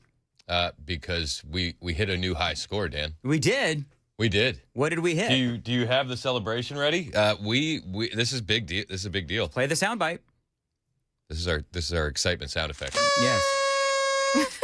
The U.S. national debt has reached $39 trillion for the first time. What? We did it, everybody. We did it. On a day where in the news today, the Pentagon is asking for another $200 billion for the war in Iran. So, yeah. It's better than $200 billion for Ukraine? Well, that's just, Is it? That's fair, I guess. I don't know. Whatever. Is it? All right, so I had a rough day today. First thing I noticed, Chris, this is a great conversation Chris and I just had, Joan. You'll love this particularly. Yeah, so what, you're coming in and you're shaving your head with that device and getting it all over your shirt? Is that what's going on? No, it's dog hair. Sure thing, Dan. I don't know. This camera, I knew I didn't like this Super Talk TV. I come in today, and can I be honest? I came in today, and I was kind of feeling pretty good. I got down to 154. I'm losing weight again. So I was feeling really good about myself. The Mandis Mojo is just... The Mandis Mojo was... there. You're vibing. The energy's high. I'm vibing the whole thing. I actually finally got like 9 hours of sleep last night. And then people start commenting on the super text line that I am covered in dog hair. I got that for people on the radio. I'm wearing this black flannel thing. Mm-hmm. And so... I didn't notice, but you can see all on my right sleeve a bunch of dog hair. Bandit must have snuggled up to this thing when I was sleeping. Well, yeah, that's my question. Were you rude when you woke Bandit up to get him off your shirt this morning? I don't know how this happened. It was all ready to go. Like last night, I set out my clothes in the morning, at night, so that I have them in the morning, so that I don't bother my lovely missus or Riker or stupid Bandit, and he somehow got to my my flannel thing and just snuggled right up to it. The new lighting doesn't help. It really makes the white dog hair pop. It was like dozens of people are telling me that I'm covered in dog hair. So you're feeling good. The vibe is right, and it's 5:07. You crack the mic. 5:09. By 5:09, you look over at the YouTube chat, and I'm the vibe looking at has myself, and I said, "Oh gosh, Joan, I talked to you today. Why didn't you tell me I'm covered in dog hair?" So then I'm trying to like, wipe it off my sleeve, and then it was all downhill from there. Get it all over the studio console. And yeah, you know what? I hope that Chad or Matt, I know Matt's not allergic to dogs. I hope Chad is not allergic to dogs. No, he's not. I don't know if he has dogs. Does Chad have dogs? Yeah, he's got several. He does. Oh, does he? Yeah. Okay. And I think a few lizards. Ew. What's wrong with lizards, Joan? Lizards are a smell. fantastic pet. They smell. Right next to snakes. I had a snake as a kid. Well, that makes sense. That tracks. Yeah, that tracks. I'm gonna quote Kennedy Hand. That tracks. Makes sense. Makes sense. Makes sense. I bet I had a friend who had a snake one time, and it disturbed me because he had the mice that he would feed to the snake. And it just, for whatever reason, it just like ooged me out. I'm like, you're raising these cute little mice only to give them to your snake, and the whole thing just seemed creepy. I don't think you're gonna. I don't think you'll get the reference, but it's like Tom Green in Road Trip, where he's like sacrificing the mice to the snake. No, I don't get that.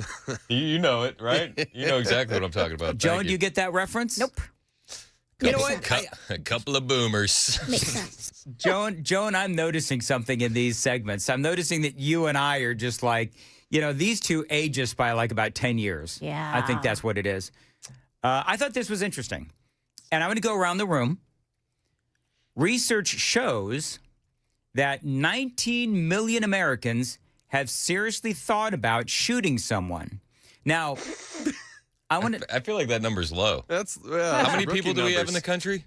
340 million? Plus the illegal aliens. So 360 million? Then only 19 million of those have thought about shooting then somebody? that's the 19 million are people who admit to it. Is it seriously considered or just like the one-off thought? Because they say seriously considered. Yeah, but what are the parameters for seriously considering? That's a good point. Nearly 3 in 10 people who reported these thoughts did not own or have access to a gun, pointing to the need for prevention strategies that go beyond existing gun owners. Wait. You said 3 out of 10 didn't even own a gun? Yeah. So how can that be serious? Yeah, that doesn't sound right. You don't know the capacity of what something is capable of until you have, learned how to handle one. Men, here's what the study finds. Now, I'm just the messenger here, friends. Men, younger adults, Chris and Sam, Black Americans, and urban residents were among the groups most likely to report these thoughts, while gun ownership and political affiliation showed no meaningful connection. Again, I'm just reading what it says here. This survey is racist. Anyway, so as that's just what it says. I don't know. Corn Pop was a bad dude. So, Joan, have you ever seriously considered wanting to shoot someone? Because it's a little vague. It's a little vague. But, Joan, have you ever seriously considered shooting someone? No. I mean, that would imply that you need to have somebody in mind that you would want to kill or seriously maim. And no, I don't have anybody like that. When you shoot, you got to shoot to kill. Yeah. If you're using your gun, well, I don't. Whatever. Anyway, Sam, I already know your answer. I've known you well enough now to know. I have a particular wording for it, though. What's that? I wish someone would violate the boundaries of my property and give me a reason to, but other than that, no. So I feel like that too sometimes. Yeah. You ever just want to blow up some steam? So you're never. A home invader. You not seen the memes where people are like, when the home invader breaks in at 2:30 and you finally get to exercise your Second Amendment rights, and they're like scrambling in their underwear with their AR-15 to get to the door? It's happening. Yeah. Here we go. It's Christmas. Here we go. Christmas. Listen to yourselves. Listen, if you want to shoot someone, that's disturbing. Now, I will shoot someone if I have to. Just ask those guys at the Glock store the other day. Protecting that mannequin of mine, that mannequin wife of mine. Leave my wife alone. Did I hear you struck an innocent? Yeah, I did. I shot an innocent to death. But all I'm saying... And you also got shot. And I also got shot. I think you'd survive. The shot blister that I had on my belly finally went down. You would just start admonishing your wound to a point of self-healing by upping your blood pressure. You know what the great thing is? It was a flesh wound. It hit me where I have the most flesh, in my belly. Perfect. Anyway. 'Tis but a flesh wound. So... All right, so I know that Sam, clearly Sam went... And here's my opinion. Because people are already getting mad at me today. But if you want to shoot someone, I think that's a problem. Now, now, I say, okay, if clarification's sake, because you're painting me in a certain light here. Because of what you said. I want a private jet. I'm probably not going to get one anytime soon. I would not turn down the opportunity to defend myself or my family with a firearm, is what I am saying. I want a yacht. Yeah. Probably not going to happen. Probably not. Statistically unlikely. But I wouldn't turn it down. Given the opportunity. You guys are not helping yourself. You know what? Hey, Joan, remember yesterday we talked about the golden shovel? Yeah. Did you hear that whole thing? No. We had, I don't know what happened, but it was in the 5 o'clock hour. And I said, Murphy Show has the trophies and the whole thing. Nincompoop in the news and all that. So I thought that it would be a great idea to have a golden shovel, because usually somebody on the morning show, it's usually me, is always, sort of burying themselves, And was it after Jones, Marco Rubio staff comment? Where Must we? Joan said Marco Rubio must have a big staff. Huge staff, I think. Anyway, whatever. So I thought it would be good to have a golden shovel for the morning show for the person that, digs themselves a hole every day. And that is usually me. So anyway, where was I going with this? Anyway, yeah, so you two deserve the golden shovel today Second because Amendment shaming us, and we don't appreciate I'm not it. Second Amendment shaming you. I'm saying You are. No, I'm. The whole point of the Second Amendment is for self-defense, not wanting to shoot somebody. And you two just said you wanted to shoot somebody. We wanted to defend. That we wanted to Well, okay, exercise our whatever. rights. You know what? Whatever. That's all fine. I'm not My going to get into intent argument is with you two, defensive. but I'm just saying I would not turn down the opportunity if somebody were attacking me and my family to shoot them or a mannequin. So you just thought about it. Congrats. Yeah, there You're you one of go. the 19 no, I million. didn't just think you guys are. You're here with us now. No, you're spinning. Welcome to the welcome to the party. Now we need I'm glad. three. I'm glad we have a guy who brought a shovel. Anyway, just need to be able to go 6 feet down. Those numbers, 4266. those numbers are way low. 4266 says Chris and Sam are 100% right. Okay. 19 million's way too low. 4680 says I do have an X. Stop it. Oh. Stop it. No, you know what you do with that? You go to the Nashville Zoo, and they let you give a small donation. They put the name on a cockroach, and then they feed it to an animal. Do they really? Yes. Is that a real story? That's a real thing they do on Oh, Valentine's Day. man. Now, see, that's a good way to get work out your anger. At the zoo? At the zoo, they will let you write your ex's name on a, they'll name a cockroach after an ex, and then they'll feed it to one of the animals, and you know. Can we name it a family member? That's a viral video waiting to happen. We go down there and we just write Trump on one of the cockroaches, and then we make a big deal out of it. Could we put a former boss on there? Sure. Like I don't think they get specific with it. Yeah. I've got former bosses. You know what? I'm feeling that. Actually, who's our biggest hater on the super text line? Is it 2805? 2805. We can put 2805. There's on a few. There's a few on the text line that are part of that 19 million Who's because the guy they think that keeps about it calling with us. you from Old Hickory? Is it Mike from Old Hickory? I don't know. You got into it yesterday with a guy. Yeah. Yeah. Yeah, I got into it yesterday. Did you? A little bit. Yeah. I don't think it was that bad. I didn't hear it. I actually like those guys that call. I know you do. What is that about you? Why is it that you like to spar with people? Well, can I before you answer? Oh. Can I tell you why I like when Chris or Matt spars with people? Is because Chris and Matt they give people enough rope to show their own ignorance. And or if to hang themselves. That's the And same if somebody's got a thing. fair point, both Chris and Matt will acknowledge a fair point, but then say, but you're still wrong. And that's what I do too. I mean, like if somebody has a fair point, I don't get to take as many calls, but if somebody, when I did middays, that happened all the time, oh, that's a fair point, but you're still wrong, and here's why. Yeah. So, but go ahead. I didn't mean to. I mean, no, you kind of just took the wind out of my sails, but yeah. Do you want to shoot me now? Thinking about it. I mean, with a paintball gun all day long. Yeah, you know what? I like to do. Oh, can you imagine? We should a do WTN paintball night. That should be our next event. Yes, that would be awesome. You know what? Me, Chris, and Matt against 2805. Sorry. We could have Joan be our paintball girl. She can hold the rings, the round sign, and walk through. That would be great. Round one. I like it. Full I can do that. full camo, and some war paint on Joan. Yeah. Sure. I like it. That would be good. Yeah. We need to. Are there paintball places around here? There has to be. Paintball? Of course. Yeah. Well, what does it do? Like, what do the kids do? Is it paintball? It's laser tag. Laser tag? You do laser tag. You ever do laser tag? Oh, yeah. Okay. So you're quickly devolving this into a child's game, Dan. There's a lot of places, actually. Adults do laser tag. I've done laser tag, and I get obliterated. I'm in on paintball. I'm out on laser tag. Okay, we'll do paintball. You want to do paintball? I do. You want like to the do really paintball. physical thing, right? Extreme paintball in Lebanon. Oh, let's do it. Do they have like a ghost town that we can run through? They have an outdoor course. It looks like they have an old school bus that they've set up. You know what? I'm not doing this unless I can shoot Joan with some paintballs. No, that's not going to happen. Oh, come on, Joan. Only if I can return fire. You know what we should do? We should go there and we should have the morning show. We should duel. morning show versus... When everybody, and we do back-to-back, 10 paces, turn and shoot. Yeah. I like it. Kind of like a duel. Yeah. I feel like that's you know what? sizest. I would be to the taller and wider. You know what? I'm going to keep losing weight, so I'm harder to hit.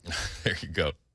Well, I just have to point down. You know what? There's cheesecake, Sam, in the break room. If you'd like to have a couple of pieces, so that I can shoot you a lot easier. Joe made a great point. It's been sitting out, not in the fridge. So you don't do that with No. cheesecake. It's been sitting there all night. Chilled. Compromises the structural integrity. Mm-hmm. It looks like they do stuff at night too. That'd be fun. I mean, in all honesty, I would think that would be a blast. I think that we would have a lot of fun. That'd be great. Nashville Airsoft on Davidson. Oh, airsoft stings. Paintball involves pain. Can Mandis handle it? Of course I can handle it. I think Dan knew it involved paint. That's why he tried to move it to laser tag. I need something to throw at you. He's like, I want to get done and go right to pizza. No secondary location. Listen. Pizza, laser tag, same place. I've been in radio for like 40 years. I've experienced a lot of pain. Okay, fair enough. Trust me when I say that. He's seen some things. I've seen some things. I've experienced some things. How about a charity event where we can go to light up Dan? I love it. Instead of a dunk booth, it's just yeah. Dan on a imagine? dartboard. You know what? You have to like wear a bathing suit or something and be willing to get doused in paint. What we really need to do is put you on like one of those big spinning wheels. That's what I was seeing. And we spin you and throw water. And every listener pays for a spin and then like 3 shots. Pop, pop, pop. Dude, this is going to sound bizarre. I would actually do that for the Nashville Rescue Mission. So if there's a way to make that happen. If only salespeople listen to this show. If only. We could get the ball rolling on this. Such a great idea. This is gold, Dan. The Johnny Knoxville bit then. Dan versus mannequins.